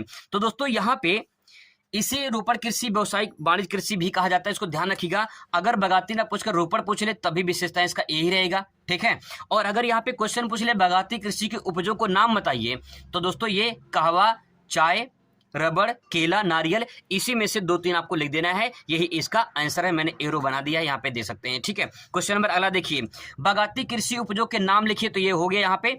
ट्रक कृषि से क्या समझते हैं? दोस्तों अगर आपसे सवाल पूछे ट्रक कृषि से आप क्या समझते हैं, तो इस बात को कैसे आप ले सकते हैं, यहाँ पे थोड़ा समझने की कोशिश करिएगा। ठीक है, ये थोड़ा सा डायग्राम मैंने बनाया समझने के लिए, ताकि आपका मन लगे और आप इसे आसानी से समझ में आ जाए आपको। ठीक है, ट्रक कृषि दोस्तों मतलब ये होता है, यूरोप में कुछ देश ऐसे हैं और यूएसए में सब्जियों को रातों रात बाजार तक ट्रक के माध्यम से पहुंचाना ट्रक कृषि कहलाता है। ये देखिए ट्रक देखिए और ये बाजार देखिए, यहाँ से रातों रात, क्योंकि सब्जी है भाई खराब हो जाती है, तो इसीलिए रातों रात जो है ट्रक से पहुंचाना मंडी तक यानी बाजार तक, उसे कहते हैं ट्रक कृषि। ये क्वेश्चन ज्यादा इंपॉर्टेंट तो नहीं है, लेकिन अगर आ गया तो छाप देना पूरा। अगला क्वेश्चन दोस्तों देखिए, यहाँ पे विश्व में चाय उत्पादक के 2 क्षेत्र अगर आपसे पूछ ले, तो यहाँ पे आपको लिखना है चीन और भारत। चीन का स्थान पहला है पूरी दुनिया में और भारत का स्थान दूसरा है पूरी दुनिया में। देखिए मैंने कुछ एक्स्ट्रा पॉइंट जोड़ दिया है और आपको आसानी से याद हो जाए, इसके लिए मैंने ट्रिक का इस्तेमाल किया है। दोस्तों ट्रिक में मैंने लिखा है कि अगर मैं कहूँ आपके चाचा के पास गेहूं है, आपके चाचा के पास गेहूं है, लेकिन मेरे चाचा के पास गन्ना गेहूं दोनों है। जी हाँ दोस्तों, गन्ना गेहूं दोनों है। अब देखिए चा से चावल हो जाएगा और दूसरे चा से चाय हो जाएगा। चाचा में चावल और चाय ये छुपा हुआ है। के पास मतलब कपास, के पास मतलब कपास और गेहूं तो गेहूं है ही है। ठीक है, इसके बाद दोस्तों यहाँ पे देखिए चीन प्रथम स्थान पर है चावल, कपास, चाय और गेहूं में। ठीक है, भारत प्रथम द्वितीय स्थान पर है। भारत जो है किसमें द्वितीय स्थान पर है? चावल में, कपास में। ठीक है, ये कपास है, कपास में, चाय में, गेहूं में और गन्ना में भी। ध्यान रखिएगा, गन्ना में भी पहले दूसरे स्थान पे है भारत। पहले स्थान पे कौन सा है? ब्राजील है। ये क्वेश्चन बहुविकल्पीय में, मैपे में भी पूछ सकता है आपसे, इसलिए मैं उसको बता रहा हूं दोस्तों, मैप में भी क्वेश्चन पूछ सकता है, ठीक है, और बहुविकल्पीय में भी पूछ सकता है, तो ध्यान रखिएगा। यहाँ पे एक पॉइंट और दोस्तों मैं आपको बता दे रहा हूँ, यहीं पे इंपॉर्टेंट फैक्ट है, ब्राजील में सबसे ज्यादा कहवा भी होता है, सबसे ज्यादा कहवा भी होता है, और कहवा के जो बागान होते हैं, कहवा के जो बागान होते हैं, इन बागानों को दोस्तों फजेंडा कहते हैं। क्या कहते हैं? फजेंडा, फजेंडा कहते हैं, ठीक है। कहवा के बागानों को दोस्तों फजेंडा कहते हैं, ध्यान रखिए, बहुत इंपॉर्टेंट फैक्ट है ये। ब्राजील में कहवा सबसे अधिक होता है, ठीक है, कहवा यानी कॉफी, और बागानों में की जाती है, ठीक है। इनके जो बागान होते हैं उन बागान को फजेंडा कहते हैं। अगला क्वेश्चन दोस्तों यहाँ पे देखिए, किन्हीं दो कृषि आधारित उद्योग का नाम बताइए, अथवा इसी क्वेश्चन को पूछ सकता है किसी दूसरी तरह से, कृषि आधारित उद्योग को समझाइए। तो कृषि पे आधारित दो उद्योग को समझाना है। पहले समझिए कृषि आधारित उद्योग क्या होते हैं। वे उद्योग जो कृषि उत्पादन का प्रयोग करके कच्चे माल के रूप में प्रयोग किया जाता है, ठीक है, उसे कृषि आधारित उद्योग कहते हैं। जैसे सूती वस्त्र उद्योग है, तो सूती वस्त्र बनाने के लिए सबसे पहले क्या चाहिए? कपास चाहिए, और कपास कहाँ होता है? कृषि की जाती है, कपास की यानी खेती की जाती है, ठीक है। तो कपास से क्या बनेगा? कपड़ा बनेगा, तो सूती वस्त्र उद्योग हो जाएगा। चीनी, चीनी के लिए पहले क्या चाहिए? गन्ना चाहिए, तो गन्ना कहाँ होता है? खेती में होता है, कृषि होता है, ठीक है। वनस्पति घी, वनस्पति घी जो बहुत सारे वनस्पति घी होते हैं वो भी खेती होती है उसकी, ठीक है। तो दोस्तों यहाँ पे आप समझ सकते हैं, जैसे सोयाबीन हो गया, तो सोयाबीन खेती होती है ना, सोयाबीन का तेल बनता है, तो वही चीज़ है यहाँ पे। तो दोस्तों ये हो गया इंपॉर्टेंट पॉइंट है, इसको ध्यान में रखिएगा। आगे देखिए, कुटीर उद्योग को परिभाषित कीजिए। कुटीर उद्योग का दोस्तों मतलब ये होता है, वे उद्योग जो घर में परिवार के सदस्यों द्वारा किया जाता है उसे कुटीर उद्योग कहते हैं। यह विनिर्माण की सबसे छोटी इकाई है। आप इसको बस इतना लिखिए, कुटीर उद्योग का मतलब घर में जो परिवार के सदस्यों द्वारा की जाती है उसी को दोस्तों कहते हैं कुटीर उद्योग, बस इतना समझ लीजिए, ठीक है। यह विनिर्माण की सबसे छोटी इकाई है। विनिर्माण का मतलब दोस्तों ये होता है, जैसे मान लीजिए मिट्टी है, ठीक है, मिट्टी है, अगर इस मिट्टी को भट्ठे में लगाकर जो है इसको ईंट बना दिया जाए, ठीक है, इसको ईंट बना दिया जाए, तो ईंट जो बना है ये इसका क्या माध्यम है? विनिर्माण। विनिर्माण का मतलब होता है कि उसको अधिक उपयोगी वस्तु में बना देना। तो मिट्टी महंगा है या ईंट महंगा है? आपका जवाब होगा ईंट महंगा है। तो विनिर्माण का मतलब होता है जब किसी कच्चे माल को या कच्चे पदार्थ को दूसरे उपयोगी वस्तु में बना देना, तो उसे कहते हैं विनिर्माण कहेंगे, ठीक है। अब अगला क्वेश्चन दोस्तों देख सकते हैं, तृतीय क्रियाकलाप को परिभाषित कीजिए, ठीक है। तृतीय क्रियाकलाप हेडिंग डालेंगे और इसके बाद आप लिखेंगे, इस क्रियाकलाप के अंतर्गत सेवा क्षेत्र को शामिल किया जाता है, जैसे अध्यापक, वकील, व्यापार, बैंकिंग, परिवहन, संचार, ये सब दोस्तों क्या होते हैं? ये तृतीय क्रियाकलाप के अंतर्गत आते हैं। जैसे मोची है, नाई है, सब्जी विक्रेता है, दुकानदार है, वो सब भी तृतीय क्रिया के अंतर्गत ही आते हैं, तो इसे सेवा क्षेत्र में शामिल किया जाता है। तो यहाँ पे एग्जाम्पल आप ये लिख सकते हैं, एग्जाम्पल अलग से भी पूछ लेता है, ठीक है। चतुर्थक सेवा का वर्णन कीजिए, ये क्वेश्चन पूछा गया है, या पूछ सकता है चतुर्थक क्रियाकलाप से परिभाषित कीजिए, ये भी पूछ सकता है। आपको हेडिंग डाल देना चतुर्थक सेवा, चतुर्थक क्रियाकलाप, इसके बारे में लिखना है कि चतुर्थक सेवा के अंतर्गत तकनीकी सेवा, विश्वविद्यालय, अनुसंधान, प्रौद्योगिकी, वकालत आदि सम्मिलित किया जाता है। ये क्रियाकलाप सेवा का विकसित रूप होता है। जो तृतीय क्रियाकलाप है उसी तृतीय क्रियाकलाप को और उच्च विकसित रूप है ये चतुर्थक क्रियाकलाप। तो इसके अंतर्गत बस आपको इतना लिखना है, इसमें तकनीकी सेवा, विश्वविद्यालय, अनुसंधान, प्रौद्योगिकी, वकालत, ये सब आते हैं इसके अंतर्गत, ठीक है। इसके बाद तो देखिए अंकीय विभाजन क्या है। ये क्वेश्चन अगर आपसे एग्जाम में पूछेगा तो इसमें आप क्या लिखेंगे इसके बारे में? अंकीय विभाजन, देखिए पहले समझिए अंकीय विभाजन का मतलब क्या। अंक का मतलब क्या? अंक आंकड़ा, जैसे मान लो 1 2 3, ये क्या है? अंक है ना। विभाजन, विभाजन का मतलब बंटवारा का, डिवाइडेशन, बंटवारा। अब देखिए क्या है इसमें, विकसित और विकासशील देशों के बीच सूचना और प्रसारण के आंकड़ों के अंतर को अंकीय विभाजन कहते हैं। थोड़ा सा यहाँ पे मैंने किताबी भाषा ऐड किया है अब, लेकिन मैं आपको समझाने की कोशिश कर रहा हूँ, ठीक है। विकसित और विकासशील देशों के बीच सूचना और प्रसारण के आंकड़ों के अंतर को अंकीय विभाजन कहते हैं। जैसे मान लीजिए आपका गाँव है, ठीक है, आपका गाँव है, तो आपके गाँव में कुछ ऐसे घर होंगे जो बहुत पक्के बने होंगे, एकदम फर्स्ट क्लास नंबर का घर होगा, और कुछ घर ऐसे होंगे जो झुग्गी झोपड़ियों की तरह अभी भी ऐसे होंगे, ठीक है। तो अब देखिए ये घर बढ़िया क्यों बना है? इस घर में और इस घर में अंतर दोस्तों ढूंढिए। यहाँ पे आय, यहाँ पे जो आय होगी वो ज्यादा होगी, सरकारी हो सकता है, नौकरी हो, ठीक है। यहाँ पे इनकम मान लीजिए 1 लाख रुपए है, ठीक है, 1 लाख रुपए मंथली है, और यहाँ पे 5,000 ही है। तो जो ये आंकड़ा आ रहा है, ये जो आंकड़ा आ रहा है, ये कहीं न कहीं आंकड़ा हमें ऐसे मिल रहा है जैसे विकसित, ये विकसित है, ये विकासशील है। तो दोस्तों वही यहाँ पे कहा गया है, विकसित और विकासशील देशों के बीच में, भाई विकसित देश हैं तो उनकी प्रवृत्तियाँ अच्छी होगी, उनका टेक्नोलॉजी अच्छा होगा, उनका साइंस अच्छा होगा, है ना, तो कहीं न कहीं उनकी एजुकेशन अच्छी होगी। तो विकासशील देशों में उतना अच्छा नहीं होगा। तो इन दोनों के बीच में जो अंतर होगा आंकड़ों का, उसी को अंकीय विभाजन कहते हैं, ठीक है। अगला क्वेश्चन दोस्तों है, बस्ती को परिभाषित कीजिए। इंपॉर्टेंट है, पूछा गया है, बस्ती को परिभाषित कीजिए। किसी स्थान पर, आपको हेडिंग डाल देना बस्ती, ठीक है, किसी स्थान पर अस्थायी रूप से बसे क्षेत्र को बस्ती कहते हैं। बहुत ही सिंपल बात यह है कि जहां पे आपका गांव होगा, गांव भी तो आपकी बस्ती ही है, क्योंकि वो कई सालों से बसा आ रहा है, वहीं बसा हुआ है। तो गांव जो स्थान है, जो अस्थायी रूप से, परमानेंट रूप से बसा हो, उसी को बस्ती कहेंगे, ठीक है। आसानी से लिख सकते हैं, कोई दिक्कत नहीं है इसमें। एक से अधिक लोग जिस क्षेत्र में मकान बनाकर रहते हैं उसे बस्ती कहते हैं, सिंपल, ठीक है। आगे देखिए, बस्तियों के वर्गीकरण का क्या आधार है? आधार मतलब क्या? एक ग्रामीण बस्ती होता है, दूसरा नगरीय बस्ती होता है, और कौन सी बस्ती होती है? दो ही बस्ती होती है, ठीक है। आगे देखिए दोस्तों, यहाँ पे क्वेश्चन पूछ सकता है, एनसीईआरटी का, इसलिए मैंने यहाँ पे लिख दिया है, उतना खास इंपॉर्टेंट नहीं है, लेकिन एनसीईआरटी में दिया गया था तो यहाँ पे क्वेश्चन पूछ सकता है। अगर पूछ लेंगे तो छाप देंगे। स्थान इन साइट, स्थिति इन सिचुएशन में क्या अंतर है, ये पूछ सकता है। स्थान का मतलब ये होता है साइट, वह भूमि जिस पर कोई बस्ती बसी हो, ठीक है, उसे क्या कहेंगे? स्थान कहेंगे, साइट कहेंगे। स्थिति या सिचुएशन, बस्ती के आसपास का क्षेत्र, जो क्षेत्र होता है उसे क्या कहेंगे? उसे कहेंगे स्थिति। जैसे आप अगर कहीं जमीन लेने गए हैं, ठीक है, तो आप पहले वहां पे जाएंगे, देखेंगे, ठीक है, वहां पे क्या स्थिति है, लोकेशन ढूंढेंगे कि वहां पर लोकेशन जो है वो कैसा है, वहां का वातावरण कैसा, वहां के लोग कैसे हैं, तो आप उसकी स्थिति का जायजा लेंगे। सिचुएशन देखेंगे कि किस टाइप का वहां पे सिचुएशन है। अब दोस्तों सिचुएशन अच्छा होगा तो आप क्या करेंगे? उस स्थान पर अपनी बस्ती बना लेंगे, अपने घर बना लेंगे, ठीक है। अगला क्वेश्चन दोस्तों देख सकते हैं, भारत में अपभ्रक के वितरण का विवरण दीजिए। इंपॉर्टेंट क्वेश्चन तो 2020 में 2022 में पूछा गया है। भारत में अपभ्रक के वितरण का विवरण दीजिए। मैंने इसको अति लघु में नहीं बताया है, ठीक है, इसलिए बता दे रहा हूं।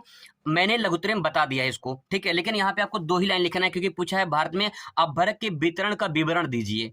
तो यहाँ पे वितरण मतलब कहाँ कहाँ अपभ्रक पाया जाता है उसका विवरण देना है। विवरण भैया दे दो, चलो। भारत में अपभ्रक झारखंड में, राजस्थान में, आंध्र प्रदेश में, कर्नाटक में आदि राज्यों में पाया जाता है। अगर दोस्तों इसको याद करना है तो कैसे याद कर सकते हैं? मैंने ट्रिक का इस्तेमाल किया। जैसे देखिए यहाँ पे लिख सकते हैं, अगर ये पूछ ले क्वेश्चन तो आप लिख सकते हैं ट्रिक में कि अंधे अंधे अबे अंधे राज को झार, अबे अंधे राज को झार, नाटक मत कर भाई, राज को झार दे, राज को झार दे ना, उसको भूत पकड़ लिया तो राज को झार दे। तो अंधे से क्या हो जाएगा? आंध्र प्रदेश हो जाएगा, राज ने राजस्थान हो जाएगा, ठीक है, झार से झारखंड हो जाएगा, और नाटक भाई कर्नाटक, ठीक है। अबे अंधे राज को झार, नाटक मत कर भाई, ठीक है, नाटक मत कर। अगला क्वेश्चन दोस्तों देख सकते हैं, नाभिकीय ऊर्जा क्या है? भारत में नाभिकीय ऊर्जा केंद्रों के नाम बताइए। बहुत ही मोस्ट इंपॉर्टेंट क्वेश्चन दोस्तों, ये आपसे एग्जाम में पूछ सकता है नाभिकीय ऊर्जा के बारे में। देखिए सबसे पहले नाभिकीय ऊर्जा हेडिंग डालेंगे, मैंने हेडिंग नहीं लिखा है यहाँ पे, लेकिन आपको हेडिंग डालना है नाभिकीय ऊर्जा, ठीक है। इसके बारे में लिखना है, परमाणु ऊर्जा के विखंडन से उत्पन्न ऊर्जा को नाभिकीय ऊर्जा कहते हैं। परमाणु ऊर्जा के विखंडन से उत्पन्न ऊर्जा को नाभिकीय विखंडन कहते हैं।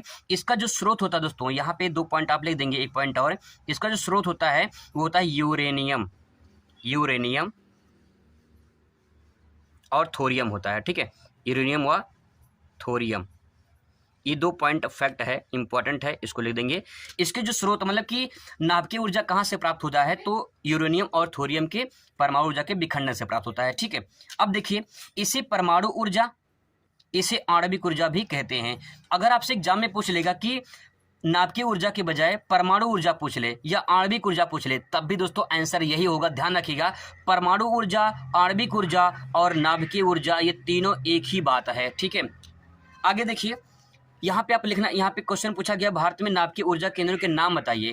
तो दोस्तों आपको लिखना है भारत में नाभिकीय ऊर्जा केंद्रों के नाम, ठीक है। अब मैं आपको आसानी से ट्रिक से आपको याद कराने की पूरी कोशिश कर रहा हूँ, जिससे आपको आसानी से दोस्तों याद हो जाए, ठीक है। देखिए, एक लड़की है जिसका नाम है तारा, ठीक है, एक लड़की है जिसका नाम है तारा, और एक लड़का है जिसका नाम है रावत। अब देखिए आप सभी को अच्छे से पता होगा, विदाई उदाई हो चुकी है आपकी, है ना। अब आपको जो है मुलाकात नहीं हो रही है, किससे, इनसे मुलाकात नहीं रही और इनसे मुलाकात नहीं हो रही है, तो आप मुलाकात करने को तरस रहे होंगे। तो देखिए जब तरस रहे होंगे तो फोन पे बात होगी। देखिए क्या कहा गया है, तारा रावत से बोली कल पक्का मिलेंगे। तो वो बोली कि तुम हमारे लिए क्या लेकर आओगे, तो बोली तुम्हारे लिए परौरा और कांकर लेकर आएंगे, तुम्हारे लिए परौरा और कांकर लेकर आएंगे। परौरा का मतलब परवर, ठीक है। अब दोस्तों यहाँ पे देखिए तारा से तारापुर हो जाएगा, ये महाराष्ट्र में है, ये महाराष्ट्र में है दोस्तों। यही तरीका है, तारा रावत से बोली कल पक्का मिलेंगे, अरे तुम्हारे लिए परौरा और कांकर लेकर आएंगे। ये दोस्तों आसानी से याद कर सकते हैं। आपके पास टाइम कम है इसलिए मैंने ट्रिक का इस्तेमाल किया है कि आपको आसानी से तो याद हो जाए। अब देखिए रावत भाटा कहाँ पे है, राजस्थान में है। ये रावत कहाँ पे है, राजस्थान में है, ठीक है। कल पक्कम मिलेंगे, कल पक्कम कहाँ पे भैया, तमिलनाडु में। कल पक्कम मिलना तमिलनाडु में, ठीक है। देखिए परौरा जे नरौरा कहाँ पे है, यूपी में है, यूपी में है। काकरापारा कहाँ पे है, गुजरात में है, काकरापारा गुजरात में है। और कैगा कहाँ पे है, कर्नाटक में है। अब थोड़ा सा मैं आपको यहाँ पे एक सिचुएशन दे रहा हूँ, ठीक है। आप मुझे सोच के बताइएगा। यहाँ पे जो मैं ये गा लिख रहा हूँ, ये मैं दोस्तों गा लिख रहा हूँ, ठीक है, ध्यान रखिएगा। ये मैं लिख रहा हूँ गा, ये मैं लिख रहा हूँ दोस्तों गा। आप मुझे दोस्तों गिन के बताइए कैगा लिखा है ये, आप मुझे गिन कर बताइए कैगा लिखा, भाई कैगा लिखा है। नाटक मत करो, सही सही बताओ कैगा लिखा है, तो कैगा, ठीक है, कैगा हो जाएगा। कैगा कहाँ हो जाएगा, कर्नाटक, देखिए कर्नाटक में, ठीक है। आसानी से उसे याद कर सकते हैं। तो दोस्तों ये इंपॉर्टेंट क्वेश्चन ये है। अब आगे देखिए, बस दोस्तों ज्यादा नहीं है, बस 2-4 क्वेश्चन और है, देख लीजिए फटाफट।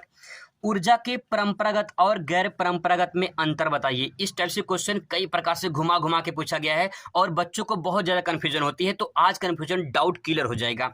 अगर आपसे पूछे ऊर्जा के परंपरागत और गैर परंपरागत में अंतर बताइए, या अथवा करके पूछ ले नवीकरणीय और अनवीकरणीय में अंतर बताइए, या अथवा करके पूछ ले अपरंपरागत और परंपरागत में अंतर बताइए, तो दोस्तों इसमें क्या लिखेंगे। देखिए सबसे पहले परंपरागत और अनवीकरणीय लिख सकते हैं, क्योंकि परंपरागत और अनवीकरणीय दोनों एक ही बात है, ठीक है। चाहे परंपरागत कहें चाहे अनवीकरण कहें। अब देखिए क्या लिख सकते हैं इसमें, परंपरागत का मतलब जो बहुत समय से चली आ रही है और वो खत्म हो जाएगी। वे संसाधन जो प्रयोग करने पर समाप्त हो जाएंगे, वे संसाधन जो प्रयोग करने पर समाप्त हो जाएंगे उसे कहेंगे परंपरागत या अनवीकरणीय संसाधन कहते हैं। जैसे कोयला, पेट्रोलियम, प्राकृतिक गैस, ये दोस्तों क्या है, ये आपका है परंपरागत या अनवीकरणीय स्रोत हैं संसाधन के, ठीक है। अब दोस्तों ये जो कोयला है, पेट्रोलियम है, प्राकृतिक गैस है, ये सब दोस्तों जीवाश्म ईंधन कहलाते हैं। अगर आपसे अलग से क्वेश्चन पूछ ले जीवाश्म ईंधन किसे कहते हैं, तो कोयला, पेट्रोलियम, प्राकृतिक गैस को जीवाश्म ईंधन कहते हैं, ठीक है। आगे देखिए अपरंपरागत की बात करें तो यहाँ पे अपरंपरागत या गैर परंपरागत या नवीकरणीय, ये तीनों बात एक ही है। ध्यान से देखो, तो यहाँ पे समझने की कोशिश करिए। अपरंपरागत, गैर परंपरागत और नवीकरणीय, ये तीनों बात एक ही है, और परंपरागत और अनवीकरणीय ये बात एक ही है, ठीक है। अगर यहाँ पे वे संसाधन जो खत्म हो जाएंगे तो इसमें यह रहेगा कि वे संसाधन जो उपयोग करने पर समाप्त नहीं होंगे, जैसे जल ऊर्जा है, पवन ऊर्जा है, सौर ऊर्जा है, ज्वारीय ऊर्जा है, ये सब जो ऊर्जा है ये सब अपरंपरागत मतलब खत्म नहीं होगा। गैर परंपरागत ये भी, और नवीकरण इसको नया बना सकते हैं, उसे कहते हैं नवीकरणीय, ठीक है। दोस्तों ये इंपॉर्टेंट फैक्ट है, इसको ध्यान रखिएगा, ये क्वेश्चन बहुत ज्यादा इंपॉर्टेंट है। सतत पोषणीय विकास की संकल्पना को परिभाषित कीजिए। दोस्तों ये क्वेश्चन को मैंने अभी आपको बताया था सतत पोषणीय विकास के बारे में, तो एक बार देख लीजिए थोड़ा फटाफट। एक ऐसा विकास जिसमें मानव संसाधनों को उपयोग करे और अपने भविष्य की पीढ़ियों के लिए बचा कर रखना तथा पर्यावरण को नुकसान ना हो, उसे सतत पोषणीय विकास कहते हैं, सस्टेनेबल डेवलपमेंट कहते हैं। दोस्तों यहाँ पे ध्यान से समझने की कोशिश करिएगा। मैंने बताया था सतत पोषण, सतत मतलब कंटिन्यू, पोषण में जो हम लोग उपयोग कर रहे हैं, विकास मतलब उसका विकास होता रहे, लगातार विकास होता रहे, वो खत्म ना हो। तो ऐसा संसाधन या ऐसा विकास जिसमें मानव संसाधन का उपयोग करे और भविष्य की पीढ़ियों के लिए बचा के रखे, तो उसे कहेंगे सतत पोषणीय विकास। मैंने एग्जाम्पल में बताया था कि एक मानव है, इससे ऑक्सीजन ले रहा है, पेड़ से छांव ले रहा है, फल ले रहा है, लकड़ी ले रहा है, अब इसको तो उपयोग कर रहा है। अगर ये उस पेड़ को काट दें, है ना, तो जो उसकी आने वाली पीढ़ी है तो क्या उसका उपयोग कर पाएगी? नो, बिल्कुल नहीं कर पाएगी दोस्तों। इसलिए यहाँ पे क्वेश्चन इफेक्ट बनता है। अगर आप चाहो तो ये डायग्राम बना सकते हो, बहुत परफेक्ट होगा, कोई दिक्कत नहीं है, लेकिन हाँ टाइम का ध्यान रखिएगा, तभी आप डायग्राम का इस्तेमाल करिएगा। बस दोस्तों लास्ट सवाल पूरा फिनिश हो चुका है। इसके बाद अब जो भी प्रश्न आपके आएगा वो विस्तृत उत्तरीय में और लघु उत्तरीय में हम लोग कवर कर चुके हैं, वहां से आप उसे तैयार कर सकते हैं। प्रदूषण और प्रदूषकों में क्या भेद है? What is difference between pollution and pollutant? ठीक है, मैं कोशिश कर रहा हूँ कि इंग्लिश में थोड़ा सा पढ़ाने की। यहाँ पे प्रदूषण है ना, यानी पॉल्यूशन क्या है, थोड़ा समझने की कोशिश करिए। मानवीय क्रिया द्वारा उत्पन्न अवशिष्ट पदार्थों से पर्यावरण दूषित होता है, उसे प्रदूषण कहेंगे। अभी देखिए समझ में आ जाएगा। प्रदूषक वे पदार्थ जिनके कारण पर्यावरण में प्रदूषण मतलब फैलता है, वे पदार्थ जिनके कारण पर्यावरण में प्रदूषण फैलता है, ठीक है, फैलता है, वो क्या कहलाता है? प्रदूषण कहलाता है। ठीक है, अब देखिए जैसे समझने की कोशिश करिए। जैसे देखिए सड़क के किनारे बहुत सारे ऐसे आप देखेंगे मृत जानवर पड़े होते हैं, ठीक है। अब उससे क्या होती है, उससे बदबू आती है, तो कहीं न कहीं वो बदबू जो है जो इन्वायरमेंट में जाता है और हमारे इन्वायरमेंट को दूषित कर देता है। और फिर उससे जब आप सांस लेते हैं तो आपको सांस लेने में दिक्कत हो जाती है, ठीक है। अगर मान लेते हैं कोई भी कूड़ा करकट कचरा जो है अगर वो कहीं फैला है, बिखरा है, तो उसका जो गंध है वो कहाँ जाएगा? वायुमंडल में जाएगा। जब वायुमंडल में जाएगा तो कहीं न कहीं पर्यावरण को प्रभावित करेगा। तो दोस्तों जो कचरा है, ठीक है, जो कूड़ा करकट है, ये प्रदूषक है, पॉल्यूटेंट है, ठीक है। और जिनके द्वारा प्रभावित हो रहा है उसको कहेंगे प्रदूषण। जैसे वायु प्रदूषण, ध्वनि प्रदूषण, जल प्रदूषण, मृदा प्रदूषण, ये सब क्या है? ये सब कहीं कि प्रभावित हो रहे हैं। और ये जब जो कूड़ा करकट है, जो मृत जानवर है, ये सब क्या है? प्रदूषक है। जिनके कारण से हो रहा है वो प्रदूषक है, और जिनमें हो रहा है वो प्रदूषण है, ठीक है। तो दोस्तों यहाँ पे जो इंपॉर्टेंट क्वेश्चन थे मैंने बता दिया है। मैंने पूरी मेहनत करके आपको पूरे कंटेंट प्रोवाइड करा दिए हैं। आई होप कि आपको ये पूरा तैयार हो गया होगा। पूरी तैयारी करके जाइए और अच्छे नंबर से पास होकर आइए। Thanks for watching.